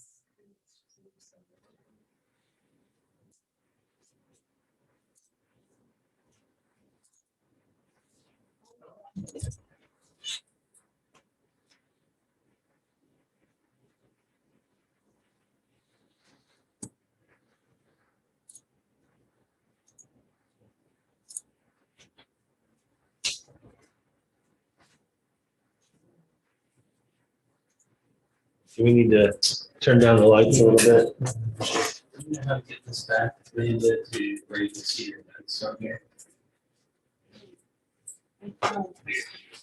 There you go. Okay. I'll do it this way. So again, I am Perry. I work over here for Amanda in Planning and Development and do the Environmental Health Program. I've been here for 3.5 years now and enjoy my job and enjoy working for the county and like what I do. So Amanda asked me to come over and give this presentation on my job and what all the details and everything. So I put together this PowerPoint presentation fairly quickly to try to get something ready. So my job encompasses the whole county. So as you can see, we're located down here. Sometimes I'm driving an hour one way up here and another hour back just to get to one inspection. So I do cover the whole county. A lot of times I'm running from the north end to the south end and back and forth sometimes twice a day. So what all does an environmental health specialist or registered environmental health specialist, registered sanitarian do? The position itself encompasses many different things. While we don't do all these things that you see on this slide here, I do field calls regarding a lot of topics that you do see on here. My position used to do the food safety program for licensing in the county, and we don't no longer do that. Department of Agriculture does that statewide now. Mosquito program, we don't get involved with anything there. KDHE handles that. However, do field questions on mosquitoes and West Nile virus and preventative measures and that kind of thing for that. I deal with solid waste, hazardous waste questions, and we refer a lot of that to what's called the North Central District Office at KDHE, and they're out of Salina. We get calls on solid waste, unlawful dumping, unlawful disposal of solid waste by burning. Sometimes I get questions on facilities that are dumping or polluting from manufacturing, and we just refer that on to KDHE because that's all handled through the Bureau of Waste Management up there. So a lot of really what I do in the county is soil profile tests to determine if a site is suitable for a wastewater disposal system. Do repair inspections, new construction for standard systems, and school inspections, and I'll kind of get into that here in a little bit, but I just threw this up there kind of to show you what all an environmental health specialist does. So we do well permitting for private wells in the county, and we go out and do a site inspection initially, make sure it meets all the setback requirements of the Riley County Sanitary Code and the state of Kansas KDHE Bolton 4.2. We also do in-house water testing. This photo here is a picture of the lab area where I do water testing.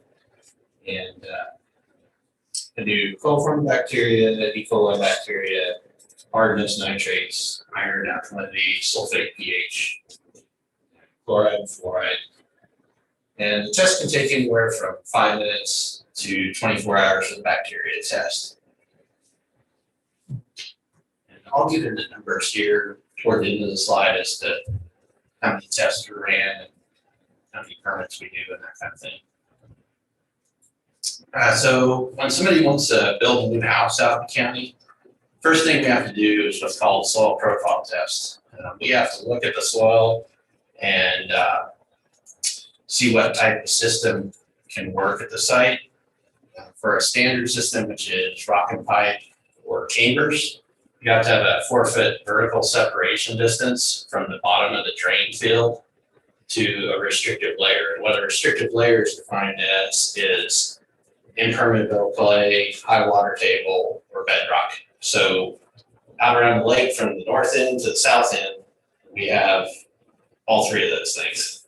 So it's challenging a lot of times, which makes this job really interesting and fun, dealing with different sites and seeing what's there and what'll work and what won't work. This profile, or this picture on the right, is just a view of a profile hole. So when we do these tests, I do the actual reading of the soil horizons in the soil, and a contractor digs the test hole. So the test hole is more of a trench. It's about 2 foot wide, and we dig it 4.5 foot deep, or have them dig it 4.5 foot deep. And then I'll go down in that trench and I'll analyze the soil horizons, and I'll look at soil structure, texture, color. That tells us a lot about what type of system will work and what won't work. So that's just a picture of one of those. So what comes next is the permit process. And I don't know how many of you remember where this photo used to be. I always liked this photo, so I had to do some digging to come up with it. Did you hear the official story behind that? Bob's told me. Okay. So this is an example here of a standard system on the left. That's rock and pipe. So there's a 2 foot wide trench here, and there's a 12 inches of gravel underneath this pipe. And then they put gravel on the sides. It's perforated pipe. They put gravel on the sides and 6 inches of gravel on top. And if you can see this white roll here, this is fabric barrier that's required to put over the top. Then they'll put 6 inches of topsoil over the top of this trench. This system on the right here is a chamber system, and they're domed. So they're kind of half moon shaped, if you can envision them. They're about 18 inches tall. We tend to do more of these in a county than rock and pipe systems, just because you get a 25% reduction in space that's required for a chambered system. Alternative systems are required when you don't have vertical separation distance to a limited layer. These can be fairly complex. We have what we call active and passive alternative systems in the county. And this is just a view of an alternative system that was put in. So this pipe you see over here on the left side of this photo comes into this septic tank. It's a dual compartment tank. And then it drains into this other septic tank. This is at an event center also. That's why you're seeing multiple tanks here, because the occupancy load and usage rates of a small individual tank wouldn't work. But if you had a four or five bedroom home, this is typical what you would see a dual compartment tank. You just have one of them. So then that flows into this other septic tank, and then this tank you see over here is a pump tank, and there's a control panel for it. And this is a raised bed alternative system, active. It's low pressure pipe, which is these pipes you see here over these units right here. Waste stabilization ponds are the other type of wastewater disposal system we have available for use in our county. The way our code reads is if you have suitable soil in the county, you have to have an in-ground system before you can have a waste stabilization pond. There's some places in the county, particularly if you go up the northwest part of the county, Riley, Leonardville up in there, there's just a lot of heavy clay. And waste stabilization ponds are the most common up there. Also do home level inspections for environmental system evaluations. What this details is if a home has a private well, I go out and look at the well, make sure it's properly sealed, cased, and vented. And I'll grab a water sample for bacteria and E. coli bacteria, and then also do a nitrate test on it.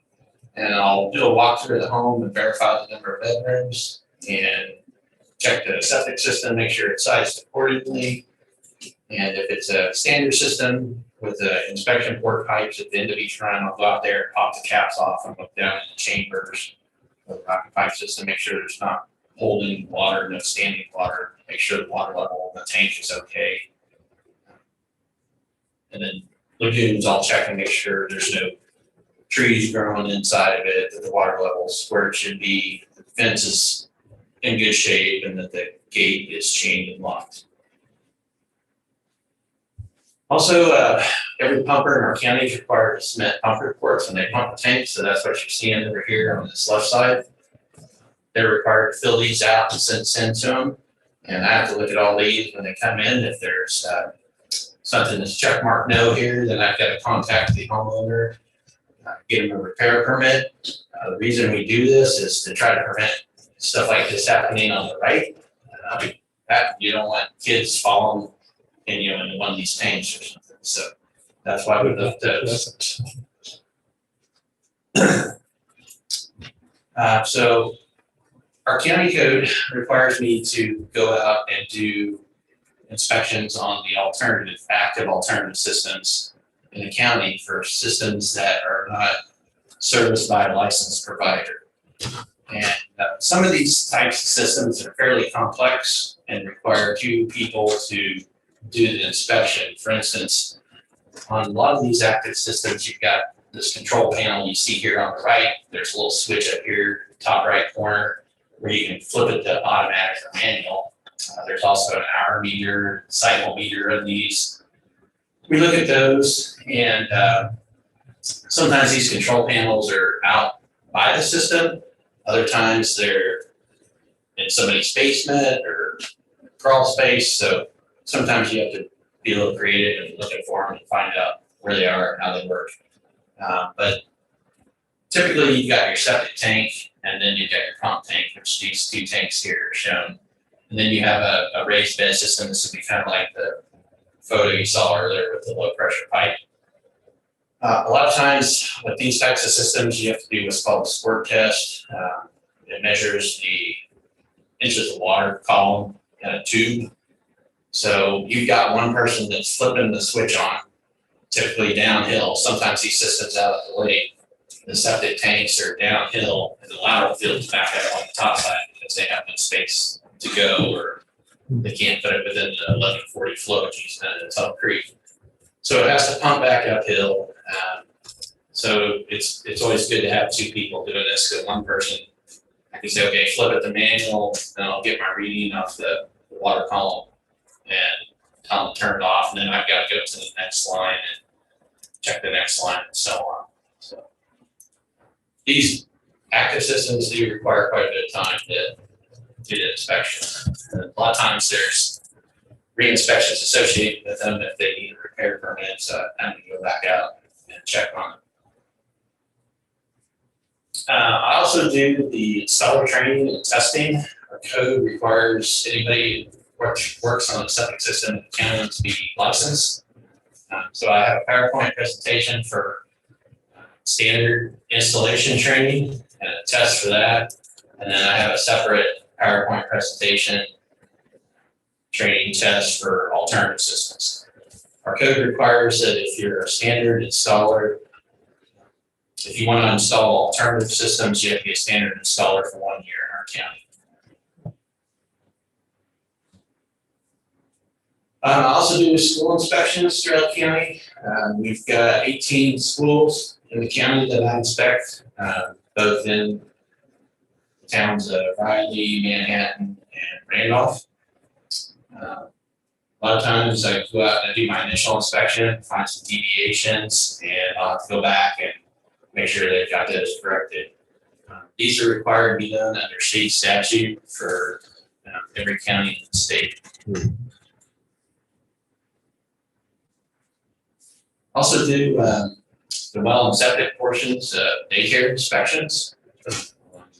Daycares that have a private well and septic system. This is just an illustration of a daycare that we have in the county where I go out, check the septic system on it, and do a water test to make sure their bacteria, their nitrates are acceptable. Do the kennel resolution and enforcement that Riley County has. We have a couple licensed facilities in the county. This one here happens to be on city sewer, but they have their own private well. And another one in the county that is on its own private well, and it has its own septic system. So I have to check that every year before we can issue the license on that. Go through the kennel, inspect the kennel, make sure it meets all the requirements of the resolution. Also do public education for septic systems and groundwater. This is just a photo. I was given a demonstration. I think this was out at Seco Park for Earth Day 1 year. Also go to what's called Bug Palooza that the health department puts on down at the default pavilion down in the city park. So this unit that you see right here, this is a colleague of mine that works for Shawnee County that's graciously enough allowed us to borrow this and use this unit. You can see some red dye down here and a bottle. Also has some green dye, and the way this unit works is it has different sand and clay levels in it. And there's different ports, so I can take that red dye or green dye and I can inject it like into a septic tank or an underground storage fuel tank. And then I can take a syringe with a hose, go over to where a suction well is, pull a suction on it, and you can see the plume travel over contaminating the groundwater. So get a lot of kids that are really interested in this. In fact, the guy at Fort Riley 1 year that's doing a mosquito demonstration, he was jealous because all the kids kept coming over and wanted to see my presentation versus his presentation. And I've also had parents call me and say, hey, my kid told me I should get my well tested for this or that. They had no idea, ended up testing it and find out that their well water's bad. So it's a really good resource to reach out to the public and help educate them. I also deal with public health complaints. This can be health and safety for physical and environmental issues within the county. Hoarding situations, we come across people living in houses that there's animal feces all over the floor, and they continue to live in that environment. We get complaints from neighbors, on days when the wind's just right or somebody's windows open and they can actually smell it. So I've gone out with our health officer on complaints, and also work with the city if there's any properties that were in within city limits for health concerns on that. We also deal with natural disasters, both tornadoes, and floods, and fires. With floods, a lot of times we've got to worry about contaminated wells after the water's receded. And we get a lot of questions on mold and remediation, that kind of thing, how to properly clean up the property. And then the tornado, you've got the debris that's associated with it. Most of that's handled through the Kansas Department of Health, Environment, and Air Waste Management, but we do work alongside of them and try to help people out. Any kind of chemicals or anything that may have been in somebody's garage or shop, we try to get them to take them out to the HHW and properly dispose of them. So this is just a 5-year trend. Hopefully you can see the different colors and the graphs here. So it encompasses pumping reports, water testing. The inspections tab you see up there is just inspections for daycare, schools, and I guess that's all I have. Oh, alternative assistance too, under inspections.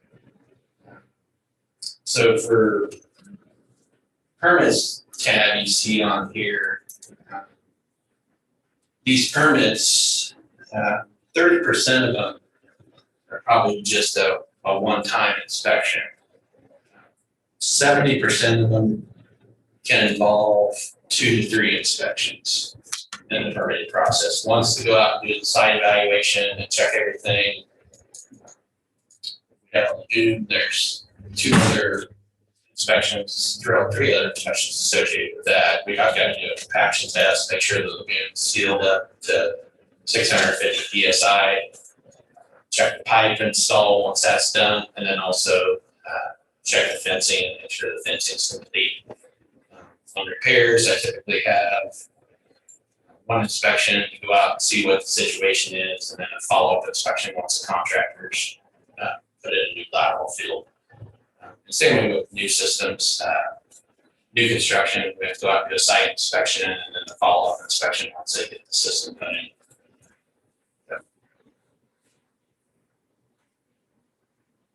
Other duties as assigned also do mobile home park licensing, involved with the sewer benefit districts throughout the county. On the solid waste management committee, working on maintaining my CEUs that I have to do every 2 years to submit to the National Environmental Health Association to maintain my certification for registered environmental health specialist, registered sanitarian. Just sat in on a virtual conference. The national conference has been canceled the last 2 years due to COVID, so they're doing it virtually this year. I've got to get all my CEUs turned in by this fall, so I'm doing that. Do noise study surveys. I was involved with the decibel readings for the firing range out off Beaver Valley Road. Also, permitting process for the lagoon out there. We have a light meter that I use mostly for schools. There's state statutes on minimum lighting requirements in classrooms and shops. But we have used that light meter to read signs and stuff. So it does come in handy for other parts of planning and development. Answer remediation questions, environmental questions. Radon is another thing that I get questions on a lot, and mitigation questions on. We don't have a test kit in our office anymore. The extension office was able to get one somewhere else cheaper, so we send people over to get the test kit from the extension office. And, get a lot of questions from folks. What's an acceptable level? What do I do to remediate it? How do I remediate it? That kind of thing. Also, still get a lot of calls, even though we don't do the food program in the county anymore. Still get a lot of calls from restaurants in town when they're doing a remodel or if somebody's going to build a new restaurant. So I just refer them on to KEA, food safety and policy there. So with that, I'll take any questions that you might have for me. Pretty thorough. Yeah. Mhm. Okay. All right, thank you. Thank you, Perry. Thank you.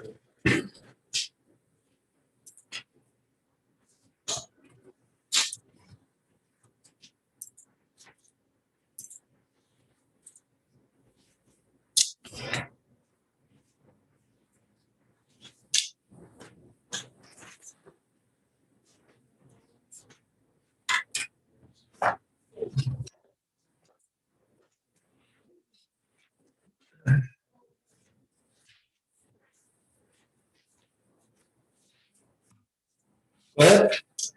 Morning, Commissioners. Clancy Holman, Riley County Councilor. I guess the board had an executive session, my time. Make a motion to add an executive session to Clancy's administrative work session plan. Second. Been moved and seconded. All those in favor? Aye. How long do we need, Clancy? Until the next time. And 10:35. yeah.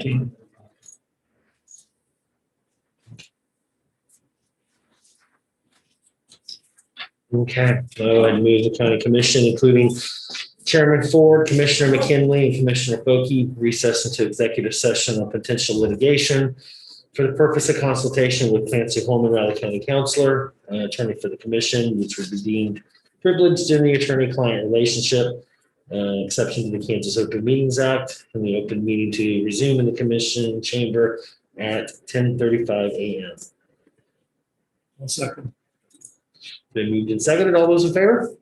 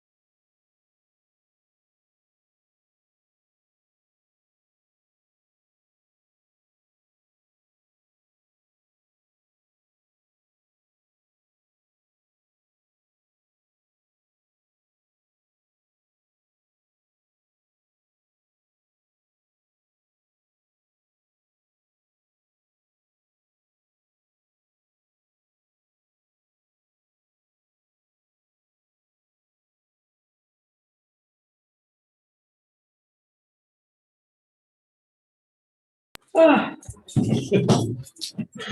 Okay, thanks, sir. I move the Board of County Commissioners come out of executive session. That's second. It's been moved and seconded. All those in favor? aye. Aye. I will also move that no binding action was taken during the executive session. That's second. Been moved and seconded. All those in favor? Aye. Aye. Thank you.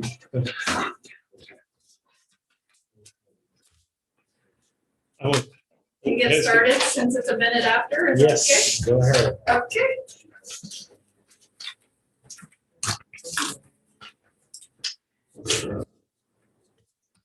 Morning, Commissioners, Morning. Tammy Robinson here to give the monthly cash flow statement reports.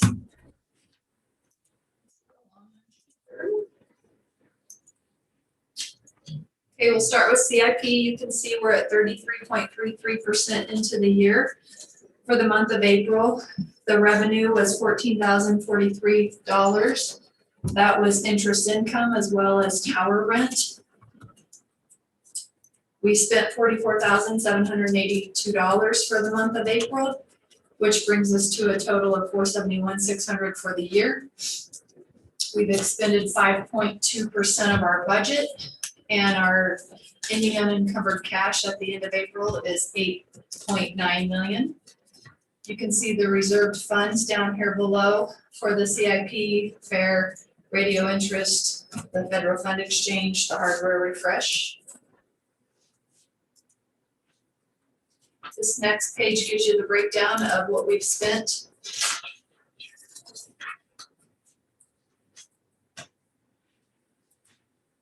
The one in blue is the only one that's been completed so far this year. And a quick depiction of where we are and what we've spent in comparison to the budget. Are there any questions on CIP?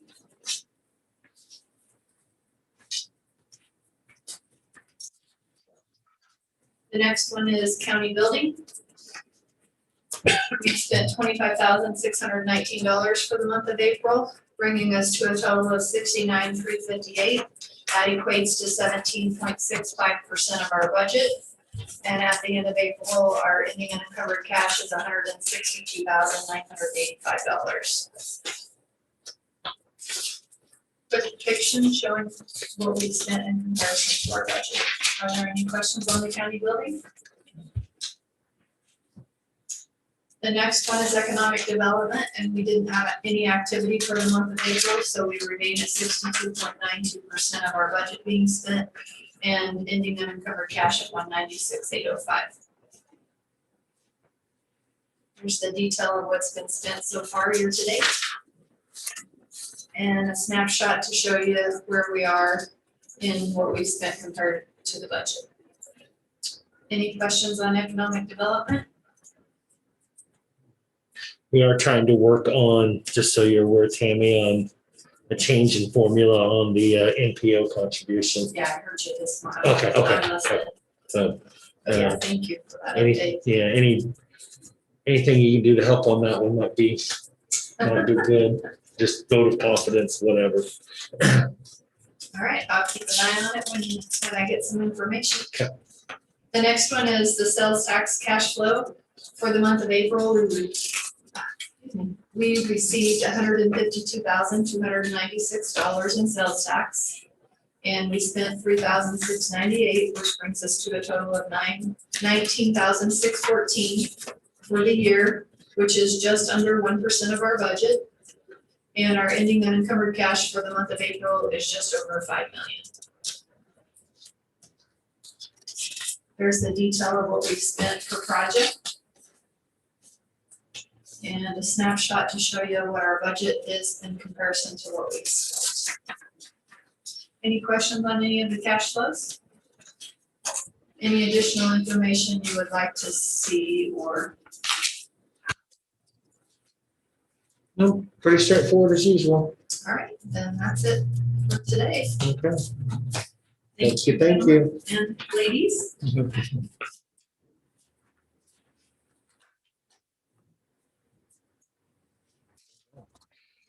Yeah, got a little bit of a break. Morning, Dennis. How are you, sir? Good. Oh, seen you since yesterday. Yeah, I know. I was quite a meeting.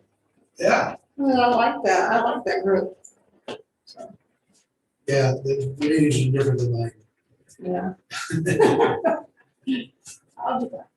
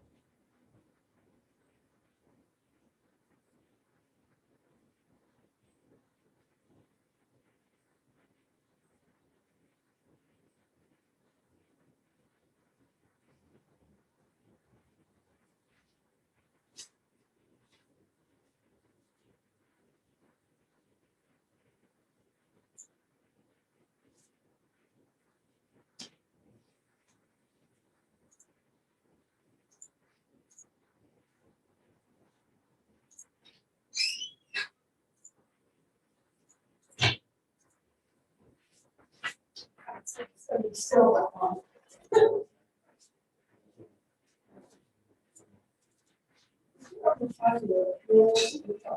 Nope.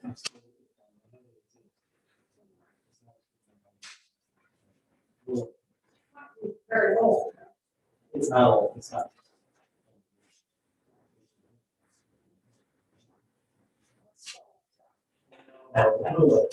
Yeah, okay. Well, I had a discussion the other.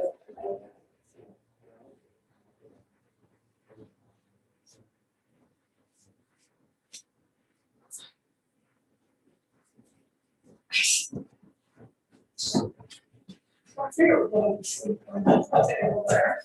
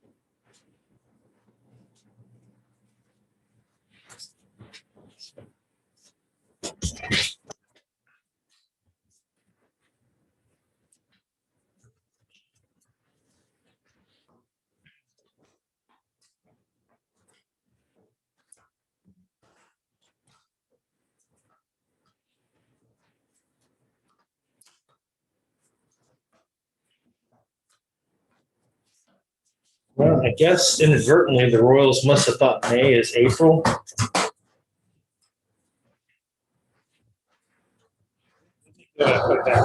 Huh? Don't have to play half the game. It's only 4 or 5 minute game, right? Yeah. We've got a league then. Can't seem to hang on. And they keep getting stuck with the worst umpire in the history of baseball. Is that the one Yeah. where everybody got thrown at yesterday? I Yeah. heard about it. I didn't see it. But it said, they said the pitcher, the coach, and the pitching coach all got kicked. It's been a lively discussion. No way.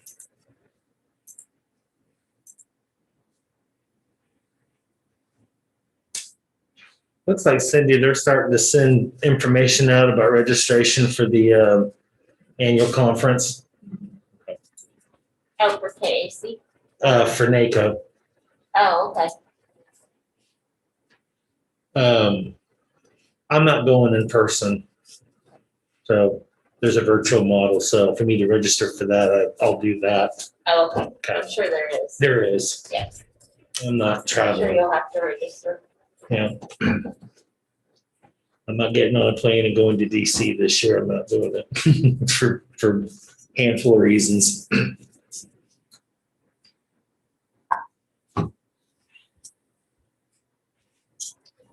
Because it's DC. Oh, no, I'd love to go to DC. In normal circumstances, but DC is great to visit. Yes, everybody I'm talking to right now says it isn't the most optimal time to be there. no. I was there. Protocols and restrictions, Well, tenseness, I'm and not going to get an airplane just yet. are or aren't. Not. Really don't want to mess with all those protocols at the airports. That Yeah. being on the plane doesn't bother me, but Just being on a plane bothers me. oh, just I'm anytime. not a- Gotcha. You're not a plane. I'll fly. That didn't bother me. I just trying to get through all these restrictions and everything with airports and security and COVID, and it's just not an optimal time. Well, DC is a lot of fun when everything's open. Mhm. Yeah. Yeah. Like the museums and Yeah. all that. I love to go Yeah. to the museum. And I'm checking off that list. And it's a rather large list, but it's just not going to work this year. It's just not. We'll maybe wait and see what it looks like in the spring for the policy conference. But First I went to Think I'll DC. just stay It was here easy to home. get around. Just take Subway, and I go, Subway? stay here at Yeah. home where everything's reasonably After calm. one And day, shoot, we We get have out cows in there, Andersville. You can get everywhere you need on That That was fun. really is efficient. That was fun. Yeah, it was. I hope that's something you guys consider in And the the people are future. used to tourists, because, Mhm. if you Yeah. ask questions, everybody's happy to Yeah. answer where to get to. Yeah, I don't mind Metro. You gotta know, you gotta watch the stops. Yeah. Go by. But no, I was a little. I'm a big fan of the Uber drivers there. Yeah, they're not bad. Well, I mean, you could really get in some really good conversations with Oh, really? people. And We got in with one time and they'd been smoking pot, so we got back up. well, I know the gentleman that took me from Dulles back into the city. You know, it's a 45-minute or so drive. He was a great guy, and he gave me his family background, what all his kids and stuff are doing. He was a proud guy, and it was fun listening to. It Yeah, really was. some of them are really good. Yeah.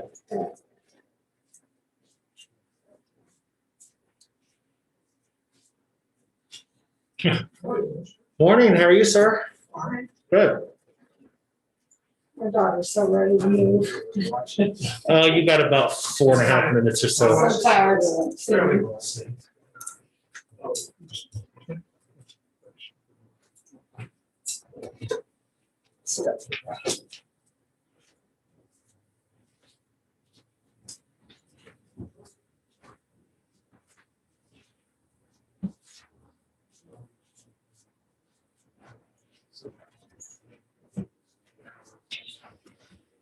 Looking forward to graduation. Gets pretty busy down there, doesn't it? I think this year. It'll be real busy. We've been, for a while. Got it. Good. Interestingly enough, we're probably as busy this year as we have been for a long time. Until about 10:30. And we got, you know, a number of places, still, so long, places like that. Once the nuts, they quit serving there, they close the doors, so just go to the staff. Oh, yeah. It's not that people don't want to shop, I don't have, people don't want to work. Yeah, we were discussing that a little bit this morning too. It's an issue all over there. It is. For you guys down there, that gets even more difficult this time of the year when the students leave, because that's a large portion of your employment. You didn't have them, you know, for months and months and months leading into this time period, which is one of, you know, this is April, May, and August, September, October. For those kind of businesses, are as busy as you can get, and you just can't hire someone down the street and then say, and you're late night, you know, that's your man. If you're gonna hire people this summer, to be ready for the fall. It's gonna be a challenge.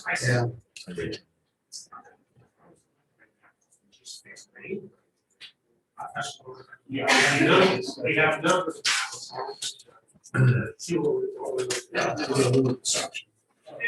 Yeah, that's kind of been my challenge, so I don't, it's just so hard to get in and out of. And it's really hard. I know, yeah. One project at a time would probably be useful, but you've got what, one finishing up, one just basically starting, another one down on the end. I still think they're trying to figure out what to do, and then the parking lot deal over there with kites. I don't know what they're doing with that officially yet, or when that's gonna happen, but. The RFP closes on that, this Friday or tomorrow. Oh, okay. So it'll be sooner than I thought. I guess there's never a good time to do any of those things, but when you're doing 3, 4, 5 of them at once. Get it done, huh? Yeah. Yeah. It's ripping off the man. It just Yeah. keeps getting this thing happen. Yeah. We're dragging it out.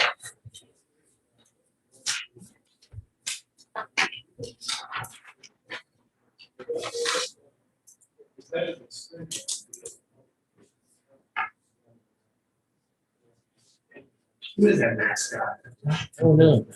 Several of them. I had a friend, about this time last year, in this pandemic, I saw him somewhere, you know, and we were social distancing, so we didn't have a mask on. He said, the governor wants me to wear a mask. And he pulled out of his pocket a Lone Ranger mask and said, "This is the one I'm wearing." There's a picture of somebody somewhere, and some guy had not a mask, the full Darth Vader. I was actually traveling yesterday and saw this older couple. I think probably the wife must have made their mask, but they were like out of a black bandana, but they had the hooks, for the ears, but it probably came down about mid-chest, so. And you see all different, you see quite talented efforts made at masks. So. I'm just lazy and, no offense, Commissioner, I'm just lazy and wear the blue ones. The cloth ones that my wife made, they're 2 and 3 layers deep, and they said nobody could hear through here, so I just started wearing these. I have such a loud voice that I don't think even the mask probably muffled me or. Yeah, John knows that we went to a NACO meeting a couple of years ago, so John's. Yeah, totally aware. That was in Vegas of all places too. So, all right. Well, on that note. Good morning, Commissioners. Before I mean, I'm not gonna really repeat anything in my car, because I figure you've had a chance to read that. I'm gonna give you a little bit additional background information on both these properties, but even before that, I just want to remind, well, if I haven't told you before, I just want to inform you that, and I say that it's my policy because I'm the boss of the tax sale, and so if there's any heat, it comes to me, rightfully so. But my policy is, I really don't ever want to sell a house at a tax sale out from underneath a person who's never been. And so far to date, we have not done that. These two properties have worried me, and because I'll give you a little bit of a history of these properties. Also, what I try to do is, it's better for us to collect the taxes if we can do that, because we need those taxes to fund not only our budget, but all the city, the school districts, all the other subdivisions under us. And so that philosophy dictated these two agreements. In regards to the first property, it's a house with a vacant lot. That's one location, and then the other location is a parcel out on Skyway Drive, which even though we have that value at $141,000, it has a higher value because of its potential commercial location. There's a well-established business right in that area that would like to have that property. This property owner was in my sale last year. The deal I cut with him last year, which I've done with other property owners that have been successful with, I put his property out for 1 year, which would be this tax sale in next month in June. And gave him a year to sell the property. Get a realtor to sell the property. And that's been quite successful. We've had any number of sales. And of course, when we get a sale, then we get our taxes paid. Well, that didn't happen. The property owner, he wants the sale price anywhere from $300,000 to $450,000, and it didn't happen. And so this property also has a code violation, as you can tell from the aerial photo I gave you. I temporarily suspended that code enforcement case that I had, knowing that the property was in my tax sale, because if someone buys that property at the tax sale, they buy the code violation. And so then they have to clean it up. So I put that on hold, thinking he would get the property sold this last year, and he did. I know you've heard this from other departments, but I have to just brag and say that I have the greatest staff in the county.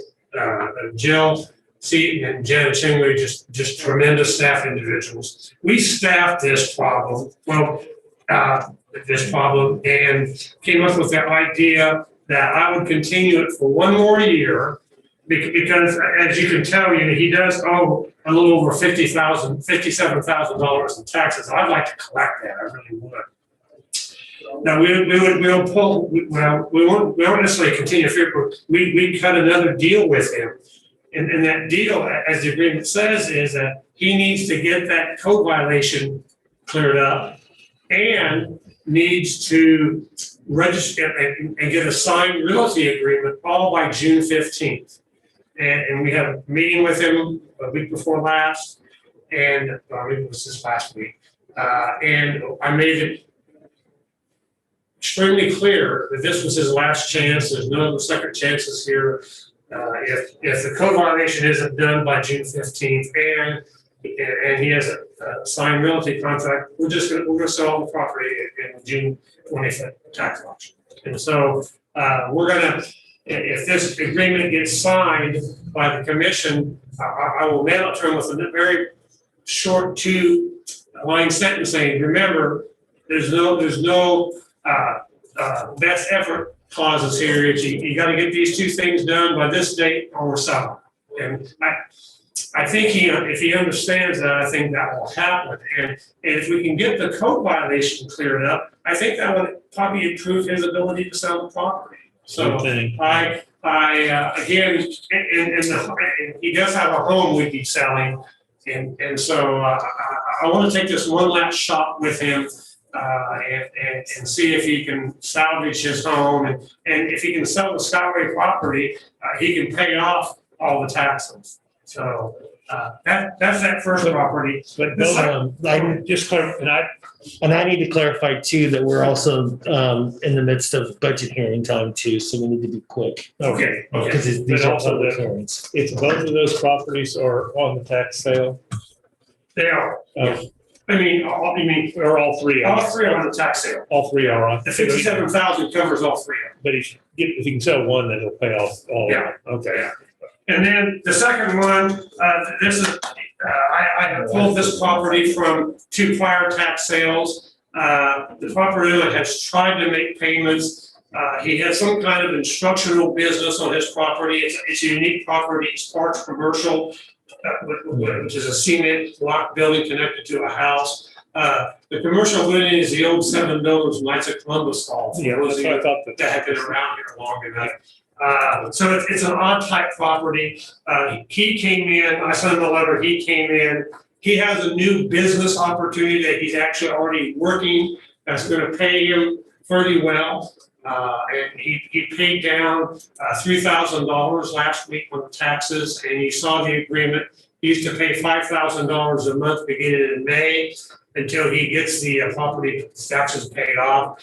My agreement was that if he made the March and June payments of $5,000, I would close property to give him a chance to pay off the balance. He seemed to be sincere and honest about his financial circumstances. This new business opportunity came along, it found him. He works and they pay him. And he's not working for himself, he's working for somebody else, paying him for the work he's doing, which is a good thing. So I was willing to give him this. He knows this is his last chance. If this doesn't work out, we'll sell the property next year. So it just coincides with trying, and he lives out there too, so we'd be selling his house underneath him. So it just coincides with my policy to try to keep people in the home and get our taxes back at the same time. So I would, it's up to you to approve those two agreements if you think it's the right thing to do. Sounds like you're trying to make an effort, but not giving in too much, keeping. I'd move the board sign the agreements as presented. Second, Okay, we got a motion on the table, a second, to remove two properties from the tax case, and follow along with those two signed agreements. All those in favor? Aye. Thank you very much. I'll get out of your budget process. Sorry. No, I understand.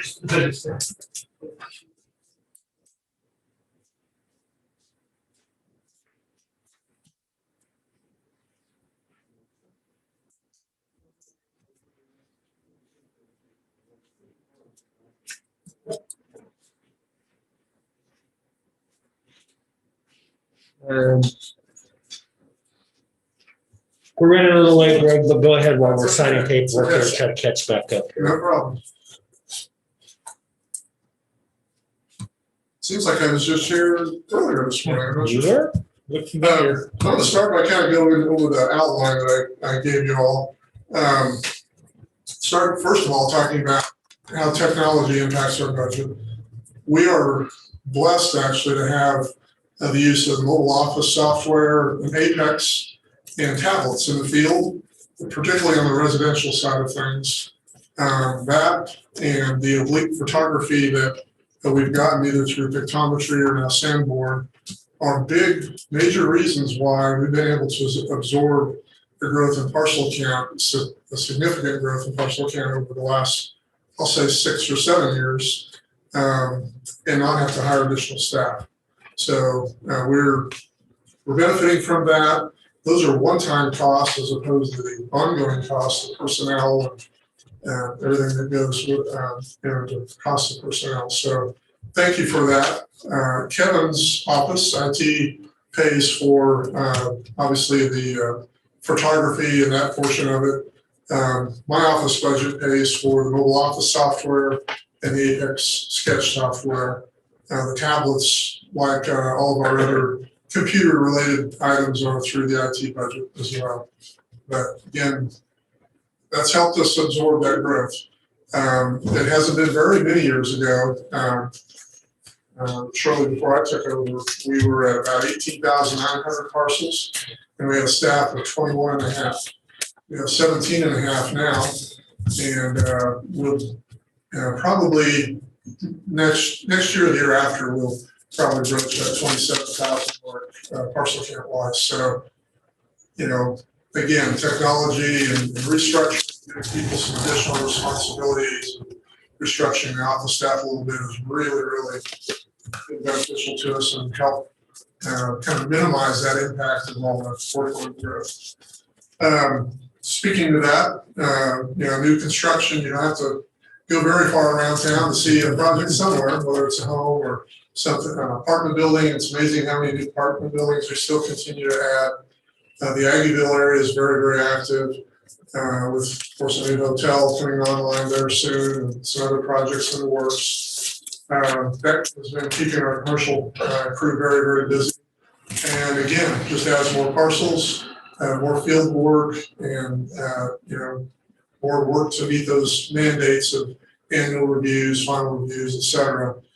And I just don't see that slowing down. And I think the future's pretty bright, in terms of growth in our community. In Kansas and in the Midwest, your community either shrinks and dies or it grows and thrives. That seems to be unfortunately, what's going on throughout the Midwest. And we're fortunate to be in a community that's growing. The part of the workload that makes me want to pull my hair out always, and we talk about it a lot, is the Board of Tax Appeals work. And we just don't have any way to control that part of the workload. Tax reps are a huge percentage of our voted docket, month in and month out, year in and year out. And that's the way it's been for about 4 years now. As we talked earlier this morning, I don't see a solution other than maybe a judicial one, possibly a new message from the new board. We'll see how that plays out in the next 5 or 6 months maybe. But we spend, Steve Shirley and I in my office do all of the small claims and voter work for our commercial properties. And each one of us will spend a couple of weeks of our time for every case, preparing for them.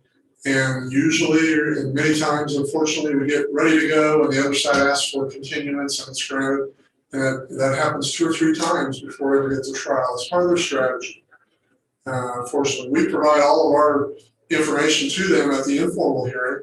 They never have anything to provide us. We request it, and they usually say something like, "That's all right, just make your decision and we'll figure it out at BOCC." So they know going into it that that's their end game. And it's costing counties like us a substantial amount of money. Most of that line item that I have in our budget for outside work is contractor appraisals that we have to have. We're going to go to trial. So in addition to our work, there's the cost of having a fee appraisal for commercial properties. On the low end of things, that's going to be $4,500 to $6,000. On the high end, it's 8 or 10 for every case. So we're trying our best to, I always look at the cost benefit of going on, and we're trying our best to try to minimize those costs when we can. But just so you know, that really is something different that most of my career we didn't have to deal with, and it's a big issue now. And we'll see what happens here in the next year or so with new board, possibly some judicial decisions at higher levels. Those would help our budget if they go the right way. Our training costs have been fairly minimal, although we just filled our personal property position that was open last night. Young lady accepted our offer of employment to come to work for us last week of May, first week of June, so in that time frame, we're working out details. There will be some training costs for her. Late in the fall, we may have some when Kathy Willard retires.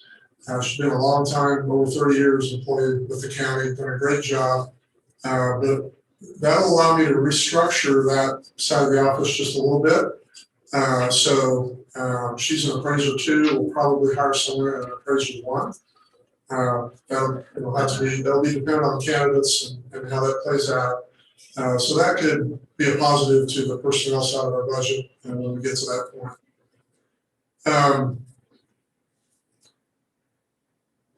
Again, I think we're pretty much maximizing our labor resources, even with the growth. I don't see a need to add anybody to our office staff, and we honestly have no place to put them if we did. So that's been a big reason I put it off, but we've also been able to figure out ways to be more efficient. Every year we take a look at, where our new construction is and where our parcels are, and try to assign areas to our appraisers that are the most cost effective when it comes down to things like driving to them. And we actually do the numbers on how many miles everyone's going to be driving if they have this group or that group of properties, so we can save time and fuel costs, vehicle costs for that. And that's been very positive. That's been very, very helpful. One of the unsung heroes in our office for the last several years has been a part-time college student working in our office.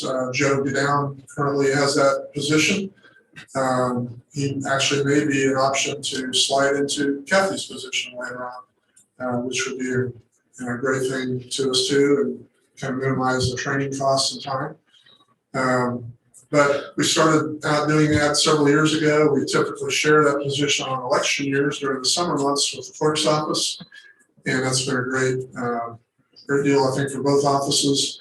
Paige McCarthy at MHS and the business department there has been really, really good about providing us with a list of people, guys and gals who we've chosen to work in our office, and they typically stay there for 3 or 4 years as they're going to K-State and wrapping up a business degree, accounting degree, that kind of thing. So I want to thank you for allowing us to have it, but it's also been a very inexpensive way for us to pick up some workload for 15 to 20 hours a week. I've already kind of talked about the BOCC costs. I didn't add, actually I added, no, I did not add cost of another appraisal to the budget for this year. I considered it pretty heavily, but so far, it looks like virtually the same properties that are going to vote for 20 would be the ones for 21. So I'm taking a little bit of a gamble, but I don't think we need to bring that part of the budget, or at least not substantially this year. That's kind of a brief overview of where we're at. I'd be happy to talk about any specifics that you have questions about. 93% of our office budget is personnel, and the non-personnel part, I'm actually asking for a slight decrease, and that's kind of been our history for the last several years here. If I went back 10 years or so, our non-personnel portion of our budget's been very, very much the same, almost exactly the same or slightly lower in most years. So that's kind of where we stand, and what my thought process was in our 2022 budget presentation. Okay. Thank you very much. If you have follow-up questions later, let me know. Will do.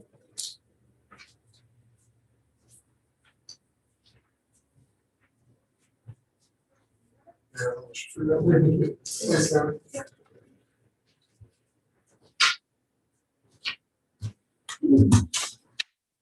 Go ahead, Dennis. I know we're behind schedule here. So you want me to just jump on it? Well, you can do that too. That's fine. Morning. Thank you for taking the time to listen to this pitch here. I would like to say, that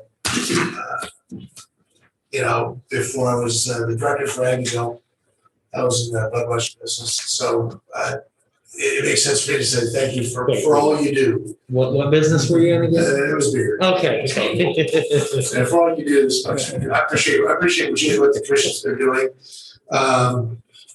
I really appreciate and commend your recent actions on lessening the health restrictions.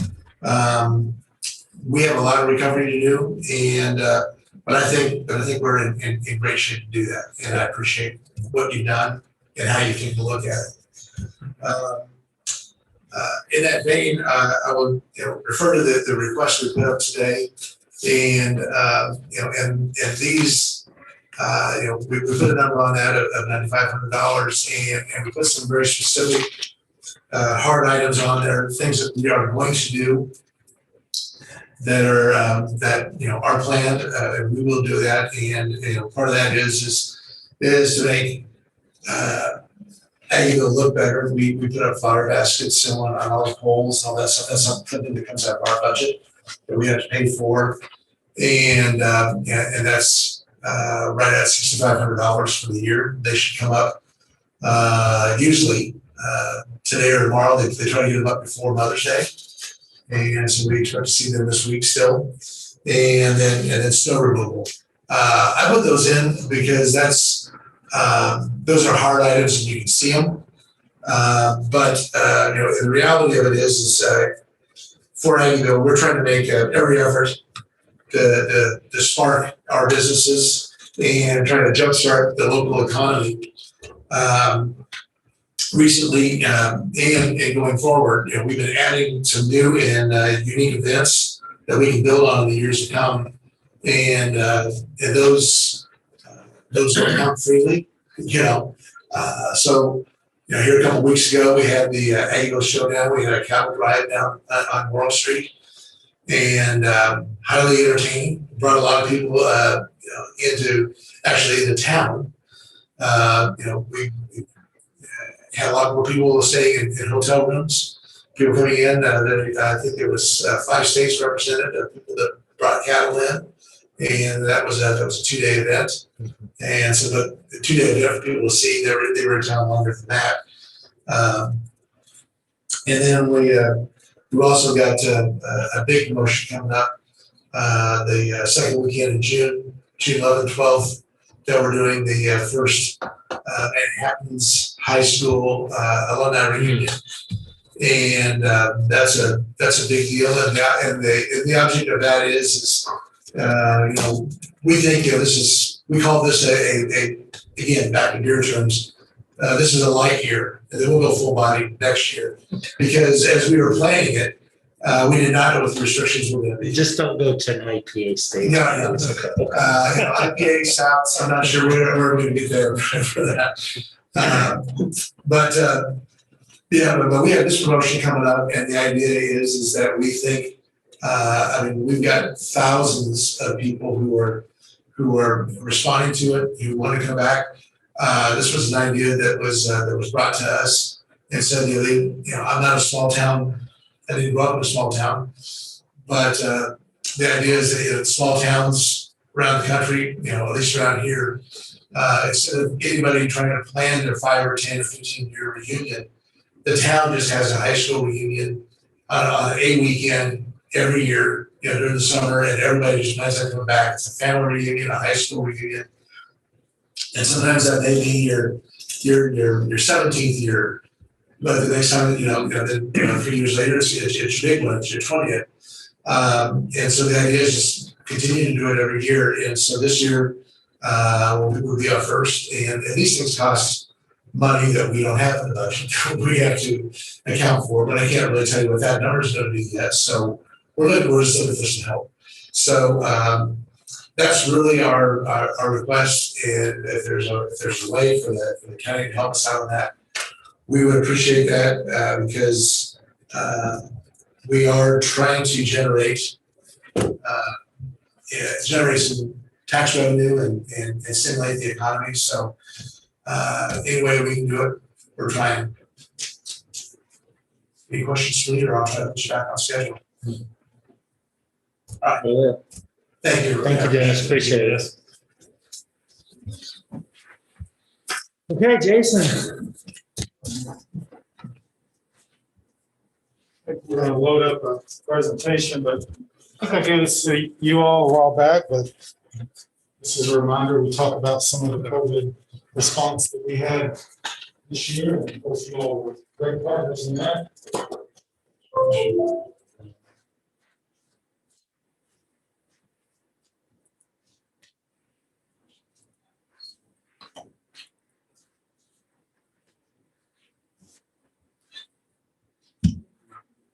So obviously, the last year was an interesting year, and not the least of which was the response to COVID, which we talked about. Today's presentation, and we're going to go through these as quick as we can. We can follow up later if you have a specific interest in talking about some of these things further. But we're going to talk about some of the economic challenges we have, how economic development can impact those. Our key advancements from 21 and 22. Military relations programming, and then the funding request. I do have Darren Sullivan, who's our Director of Economic Development with us today, as well as Janet Nichols, who is our liaison to Fort Riley. This is one of the areas that I just wanted to highlight because I'm extremely proud of our team. When the shutdowns happened a little over a year ago, our entire team pivoted to a response mode so that we could help our local businesses stay open. We were able to get a pretty significant amount of money on the street within a month, and that was using some economic development funds with emergency loans. And of course, you all were very gracious and set aside $2.5 million in the CARES funding to help those businesses as well. There's a quote, and I know it's hard to see, I apologize, but from one of our local merchants about how important those funds were in staying open. So I want to thank you all very much again for your support in that effort. I do want to acknowledge our team and the hard work that they did. We talked to thousands of businesses, not just in Manhattan, all through Riley County, Pot County. We tried to help the entire region and make sure that the small businesses that we have in this community were able to stay open. At the same time, we recognize also that we are behind in some of the areas that we needed to be in terms of job creation in this region. And so we couldn't just stop what we were doing. I want to walk through real quick some of the challenges that we're facing right now in our economy. These are the population estimates for the last decade. And I think we've talked about this a little bit before, but typically a university community, at least the ones I worked in and looked at before, will grow about 1% a year. We have seen significantly less growth than that here, and we're about 0.4% annual population growth. And if you look at it demographically, we would actually have negative growth if it wasn't for the demographic of 65 and older. So this is become a great place to retire, which we love, but at the same time, we are struggling to maintain talent in this region. One of the key economic indicators that's used across the country in determining economic health is GDP. And if you take a look at the Manhattan Metro compared to our university counterparts, we obviously are lagging. This is one of those where if you look at some of our negative numbers over the years, we tend to trend with the state of Kansas. This is one where actually trail the state of Kansas. I will say for Raleigh County standpoint, we're at least holding steady, which is better than negative. But we're seeing some of those numbers in other parts of the region that aren't as strong as that. Job growth has been negative since 2010. We're going to talk a little bit about why that is and why actually some of these numbers are actually pretty remarkable considering some of the other things that have happened in the economy. But again, it's something that is not sustainable. If we want our businesses to stay open, if we want our government entities to have the revenues to take care of our citizens, we've got to be able to turn those numbers around. So where is that happening? So Fort Riley, since 2015, has seen a reduction of military personnel, has seen a reduction of civilian employees, and has seen a reduction of about 10,000 family members since 2012. If you think about that, just in a vacuum, and how remarkable really it is that we've not seen the negative impacts that other regions might have that have these kind of a single employer. But But it is concerning. The good thing about it, it looks like it is flattened out. And now obviously changing in administration, we're gonna need to monitor that, which is one of the reasons why we do have Janet on our team. But it does look like, at least for right now, that has flattened out.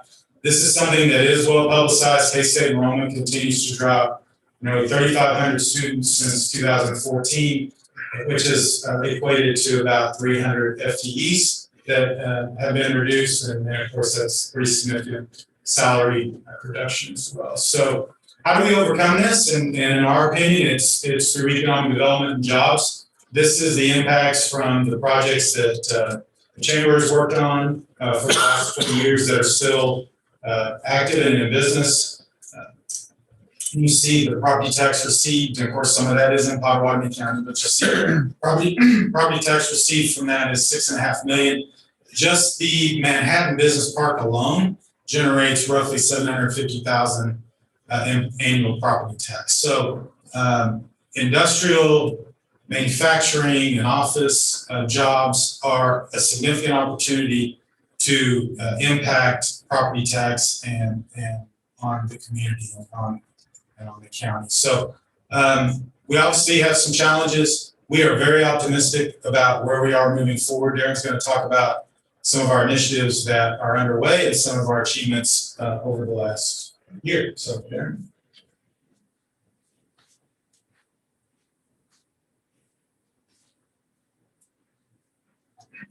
All right, thank you, Jason. Thank you, commissioners. We'll figure out how to advance the slides. I'm sure. Here we go. All right. Appreciate you having us here today. I'm going to talk a little bit first about some things that we've accomplished and some activities over the course of this past year, and then look forward. And then Janet will talk some about the military relations side of our operation. First off, and Jason alluded to it with the recovery programs, I just want to say thank you to Tammy and the efforts that her office and staff of the county did to work through that process. It was not a small effort, and obviously we're just involved in one piece of that overall effort. So as a whole, I really appreciate the work that the county did, and I know that the business community very much appreciates the fact that there were funds allocated to local recovery programs direct to businesses. Obviously, that even continues today. We saw just this week the rollout of the restaurant revitalization funds at the federal level, and so we've been continuing to host workshops and seminars and answer questions and distribute information out there to businesses around the region on ways that they can continue to stay engaged with recovery related programs. Our business retention and expansion efforts. George Camp was in here last month to speak to you all and shared a copy of our business conditions report. That was really our first official business survey project.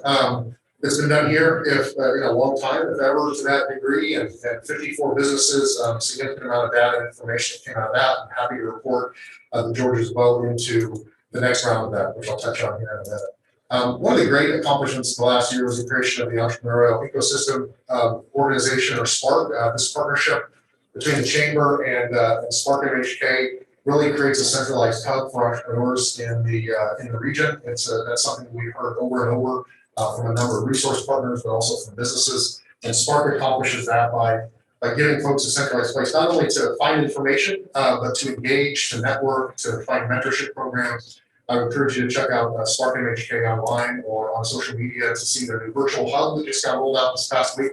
And the Chamber's excited to continue to support that effort with funding and additional technical support. Also, would be remiss not to mention the Small Business Development Center and all of the efforts that they're engaged in Manhattan and Riley County and across this region, supporting small businesses, whether that be with startup growth, business transition, or a number of other efforts. Some additional key advancements made significant progress in our marketing efforts of the region, and those really primarily across website, social media, and now an email campaign that we've launched. And so that is touching folks across multiple different target industries. It's connecting with site selectors and real estate professionals and folks that are actually decision makers on projects, on the type of businesses that we're trying to attract here, and have made massive amounts of progress on that over the course of the last 9 months. Really leveraged the fact that with COVID, there was a fair share of national news related to NBAF and the importance of the scientific mission that's going to be going on at NBAF for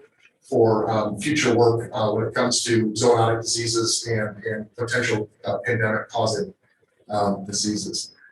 Project I want to highlight was BevHub. That's the company, co-packing company that went into the former Tallgrass Brewing Company building. Go back a few other iterations, the Western Wireless Call Center.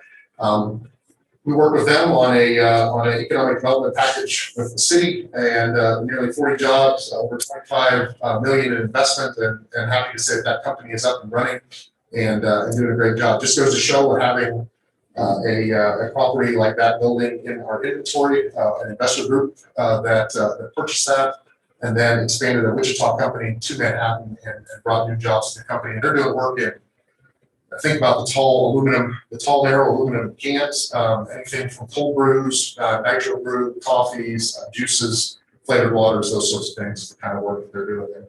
And then on talent attraction and retention front, Amber Wilhelm in our office has that effort up, has done outreach here over the course of the last 3 months during career and internship fair season with over 30 higher education institutions and placement offices, those participating in career fairs, internship fairs, engaging with veterans and veteran fairs around the region. That effort is going on over a 5-state region, so significant outreach there. Looking forward, growing the attraction pipeline further. So whether this is things that are coming from our marketing, Kansas Department of Commerce, our KVED partnership with Kansas State University. The idea is that we have to have more prospects in the pipeline, and we've significantly grown that pipeline over the course of the last year, and look to further grow that in the future. As I mentioned, Jordan Kent is well underway on a survey of small businesses within the community and within the region. Over 25 that he has scheduled meetings with over the course of just the last 2 months since we released the business condition survey from last year. And so he'll continue that effort, and we look forward to reporting on that here later in the year.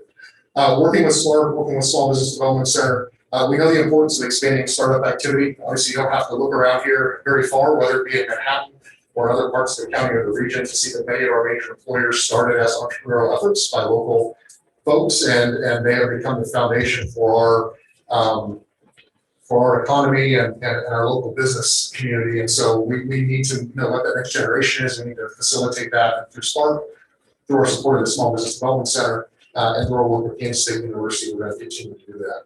And then also expand our presence on campuses of Fort Riley for talent recruitment. So trying to attract more folks here, whether it be for entry-level jobs out of college coming from other universities, internships here. We can pull someone from University of Nebraska or from Oklahoma State to come here for an internship. That greatly increases the chance that they're going to stay here after college and will come back for a job. And so we're doing that, and also looking at veterans and how can we engage with different veteran career fairs, or I'll host with Fort Riley, working with Kansas Works and with other partners up there. And Janet's done a lot of facilitation there to make sure that we're getting in front of those folks and making them aware of opportunities here.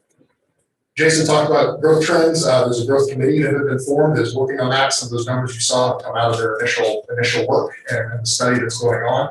We've also done some initial work with an engineering firm last year, looking at potential business park and industrial development in Riley County and what some of the options are. So initial diligence has been done there, and we continue to move that forward, as well as looking at things like spec buildings. We know that we don't have much inventory right now. We know that we're missing out on potential projects because of lack of inventory on larger industrial buildings and developable industrial land. So both of those are being pushed forward by a Sites and Buildings Task Force that has been very active over the last few months. And finally, Made for Manhattan, it's going to be a resource, online resource, as well as with some printed materials. You can see some of the branding over there on the right, but really highlighting the different opportunities in Manhattan, what it's like living here in Manhattan, what brings people to Manhattan, what makes them feel like they were made for Manhattan. So that can be a resource both for HR professionals and companies doing hiring, but also for somebody that's out there looking at opportunity in Manhattan. It gives us a place where we control content that are able to communicate directly with them about what opportunity exists here. So thanks for the time, ability to present on that. A lot of exciting things going on. We've made significant progress over the course of the last year, especially with everything else going on, and look forward to seeing some successes out of this in the following year. So with that, Janet will talk about the military relations part of all of it. Good morning, Commissioners. Thanks for having us today. I'm here to talk to you about the Manhattan Military Relations Committee. I'm going to focus a little bit at first on communications and relationships, It was really challenging when your title is liaison to liaise through a computer screen, but I'm really proud that Manhattan Military Relations did hold a variety of in-person and both online military relations committee lunches last year. Military Relations was the only in-person event second half of 2020, and we did it very safely and through the parameters of given to us through both Fort Riley and the health department here. And speaking of the health department, I worked a lot communications wise between Fort Riley and the health department with regards to the general orders and COVID mitigation. General Sims, once he had transitioned, asked me, who do I talk to in Manhattan and Riley County to talk about changing the current order? And so I introduced him via email to Julie Gibbs on a Sunday of all days, and by Tuesday they had met and things were changing pretty quickly. This was back in August or September, if I recall. So, and that happened a couple of different times. I also tried to really hard to pay attention to things that I could get out to the community. I did. I went ahead and often contacted Dennis here, let him know that things were changing, I'm keeping an eye out on the general orders. Or conversely, hey, our health numbers, our COVID numbers are down. What can we do to get that general order changed so that soldiers have more opportunities to come to Manhattan and leave post? So that was, I think, pretty successful in working those relationships as best as possible. And those are relationships that are built over time. So I was really proud of to be able to be a help in that. As I mentioned, the MRC lunches, we were both in person and virtual last year. We started out in February virtual, but we've had 3 in-person lunches. We've grown as we've been allowed to. So we started out with a limit of 50 people. At yesterday's Military Relations Committee lunch, we had 77 people. We're still spaced a little bit. The tables have 6 each, but here back in April, Jerry Moran stopped by. There he's talking to General Sims. So we have a pretty large reach despite those limitations that we've had, and hopefully we'll grow back to our typical numbers of 100 soon. I think it's going to be a little bit of a curve, but I'm excited to get going. Once again, we have the Cobb Valley Rodeo this year. Military Relations will be there. We have our picnic scheduled. The only sponsor I'm waiting on is Chick-fil-A. They provide our food for the picnic beforehand because they had an ownership change. So I should know by mid-month, but we got all our sponsors back. We're going to buy 1,500 tickets for soldiers and families to come out and experience rodeo. That's always a really popular event. I did want to talk about the Association of the United States Army. We are planning a trip there this October. And I would really like to encourage membership in the Association of the United States Army and having county representation there. We haven't had any county representation at annual meeting in a while. Right now, the Vice Chief of Staff, General Martin, former 1ID commander. The training and doctrine commander is General Paul Funk. He is the former 1ID division commander. The current Sergeant Major of the Army, Tony Grimson, former 1ID Command Sergeant Major, and I could list many, many others. We've got good relationships, so when we go to DC, we see them, and it's very good for them to see us from Fort Riley and try to get them out here because with a new administration, we never know what's on the horizon. You don't need a BRAC to change things around anymore. As those reductions that were shown earlier, that was not done with a BRAC, that was simply a force reduction, and we lost 2 brigades. We are one of the smallest brigades in the Army. There's only 2 divisions in the Army with only 2 heavy brigades. So that's something to keep an eye on. And then one more thing is the Veterans Day Parade. We are planning it once again. I'm proud to say that we were one of the few Veterans Day parades that were live and in person in the country last year. We pride ourselves on this Veterans Day Parade, and I know you guys support that every year, and we do appreciate that. I'm working with that, and the Flint Hills Veterans Coalition has many, many good works going on in addition to the parade this year. If you have any questions, I'm always available, but I don't want to take up too much of your time. But thank you so much. And I appreciate all of your supports at MRC lunches and also at the Little Apple Brigade. So thank you. Okay, so you have a summary of our requests, I believe. Happy to answer your questions. I will say just in closing that our team feels very fortunate to be working on behalf of Manhattan and Raleigh County. And we are have a sense of incredible urgency to reverse some of the trends that we see. And we're all very optimistic that we can do that and that we're on the right path.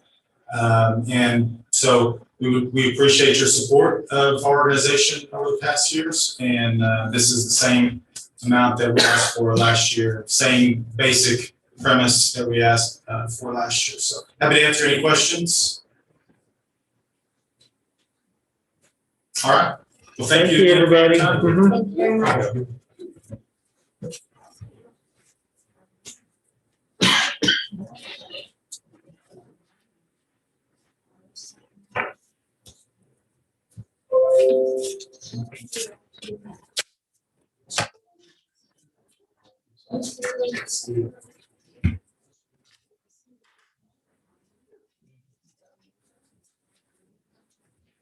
Tammy, I had a question, as I'm trying to follow along with the budget, I didn't see anything in the past for Eddyville Business Association, what is that under?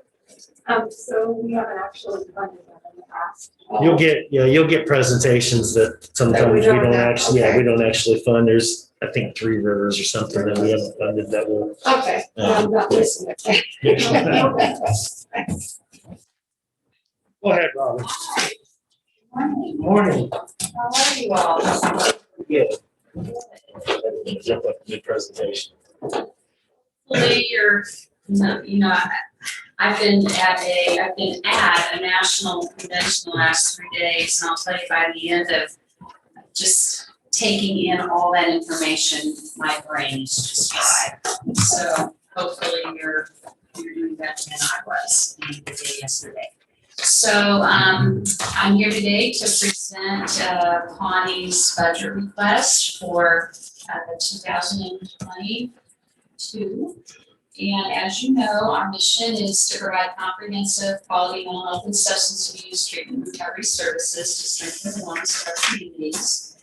And I think it's important to point out that while there are other mental health providers in the community, we are the only mental health resource for 24/7, 365 days a year. Emergency mental health screens that includes screens for admission to the state psychiatric hospital, crisis observation services, crisis stabilization services, and crisis sobering services. We're also the only provider in the community for community-based services for children and youth who have serious emotional disturbances, and for community support services for adults with severe and persistent mental illnesses. And of course, we provide services regardless of ability to pay, as well as regardless of status as a client.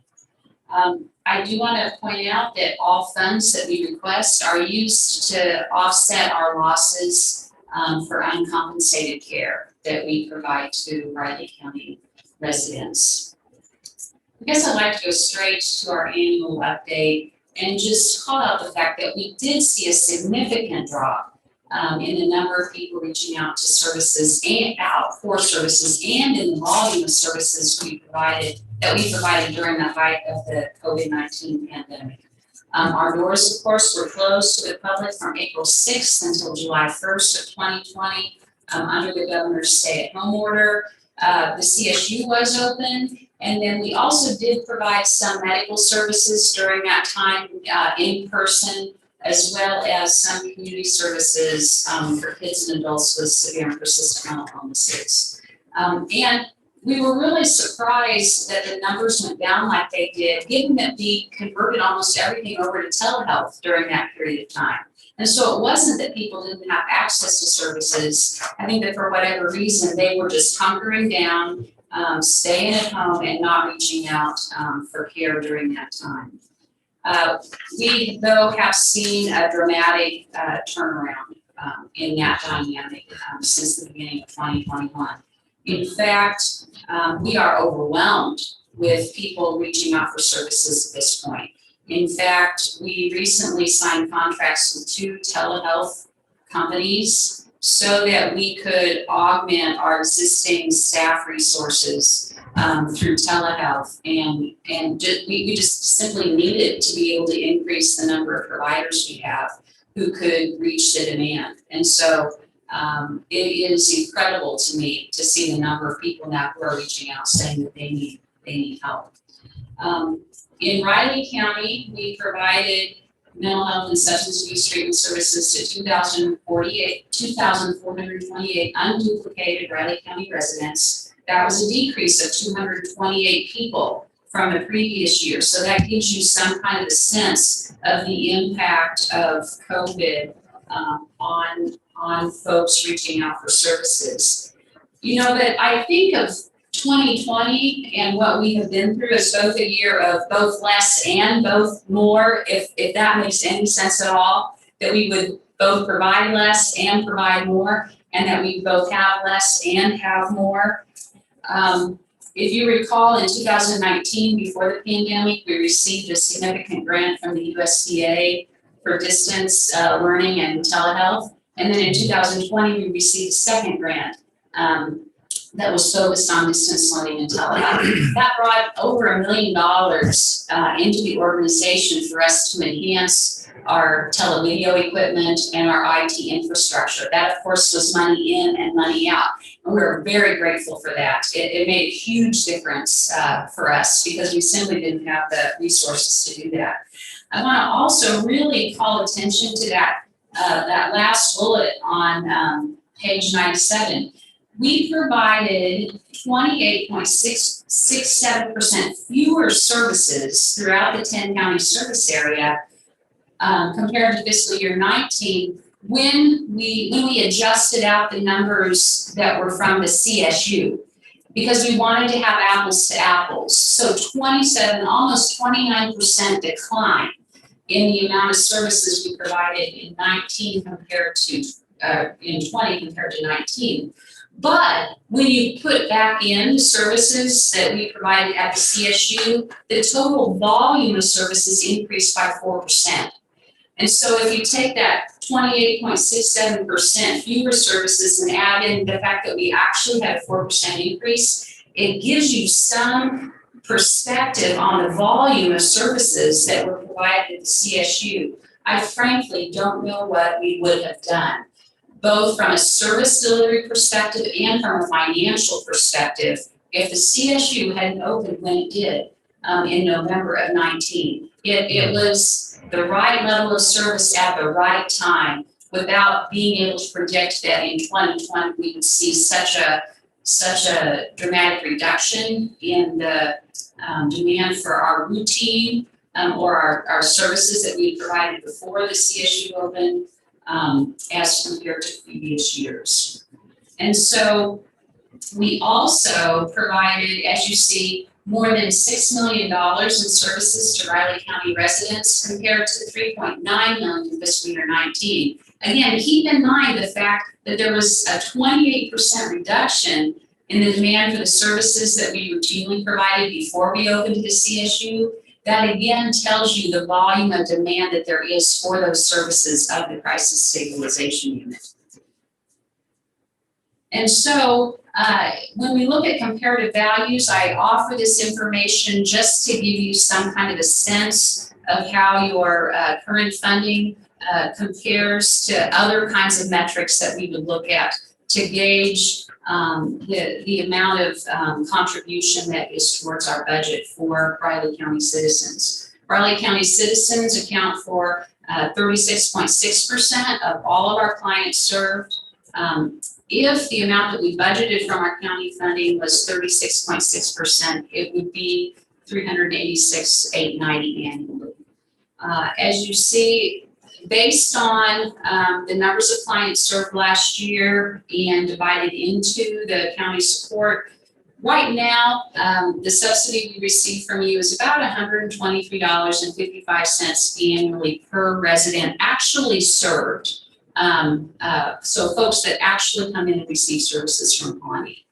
Our 10-county average, and so that's when I take the average subsidy that each of the other counties provide, turn that into an average, that's $211.02 a year. And so that gives you a sense of, you know, if what Riley County was contributing was equal to the average of the other counties, that budget amount would be over $560,000 annually. And then I also took a look at per capita spending for mental health. And as you can see, currently, you're spending about $4.04 annually per capita.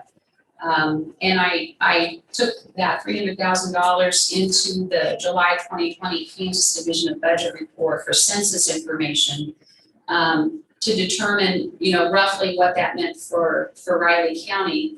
The average per capita budget support from the 10 counties applying service is $8.03 annually. And so again, if we looked at that with regard to what Riley County is receiving or could receive for mental health services, that would be about $596,000, a little over $596,000 annually.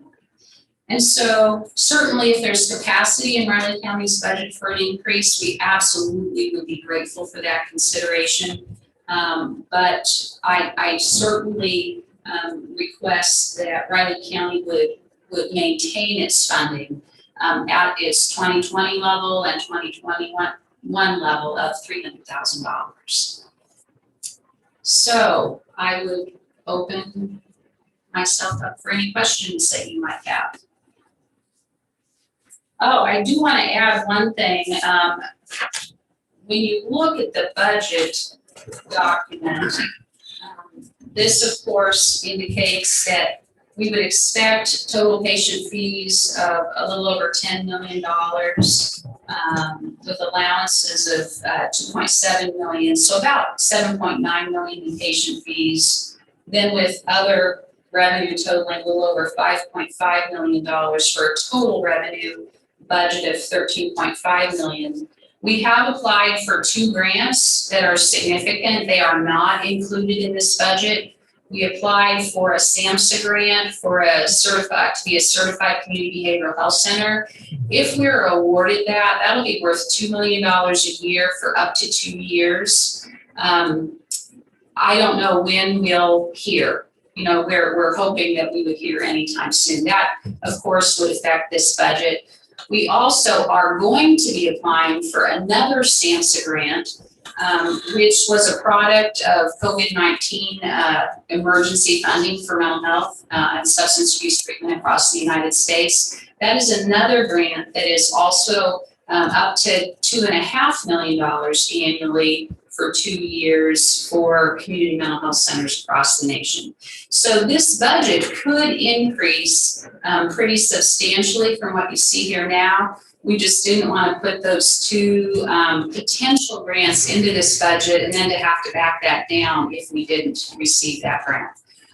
This budget will be presented to our board of directors for the first time later this month, and then they'll vote to approve it in June. So this is a draft budget that could change substantially by July 1st.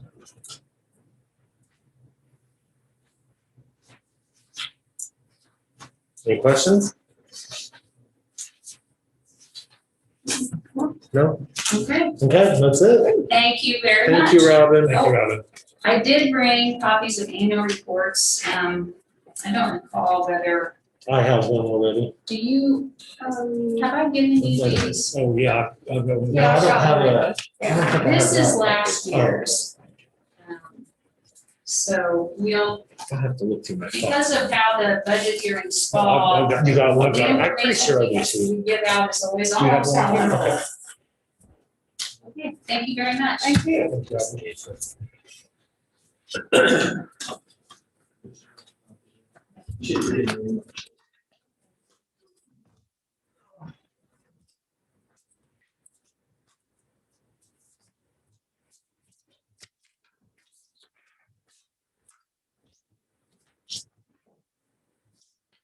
Just one thing to note on this is just the revenue, it doesn't reflect what the expenses are. Right. So she says it's gonna increase, the revenue may increase, which means she would have more money than potentially budgeted.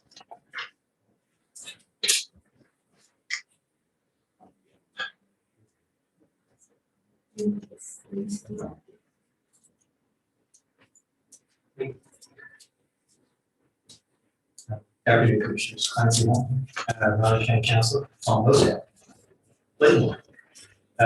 Just wanted to ask that you put an additional executive session on this time, How long do we need? probably 15 minutes. Okay, so 12:10. Okay. First, I'll make a motion that we include motion for executive session. Second. Okay, it's been moved and seconded. All those in favor? Aye. No, go ahead and move that the county commission, including Chairman Ford, Commissioner McKinley, and Commissioner Foki, recess into executive session on potential litigation for the purpose of consultation with Clancy Holman, Riley County Counselor, attorney for the commission, which would be deemed privileged in the attorney-client relationship, an exception to the Kansas Open Meetings Act, the open meeting to resume in the county commission chamber at 12:15 PM. So there's some extra time there. A second. Been seconded. All those in favor?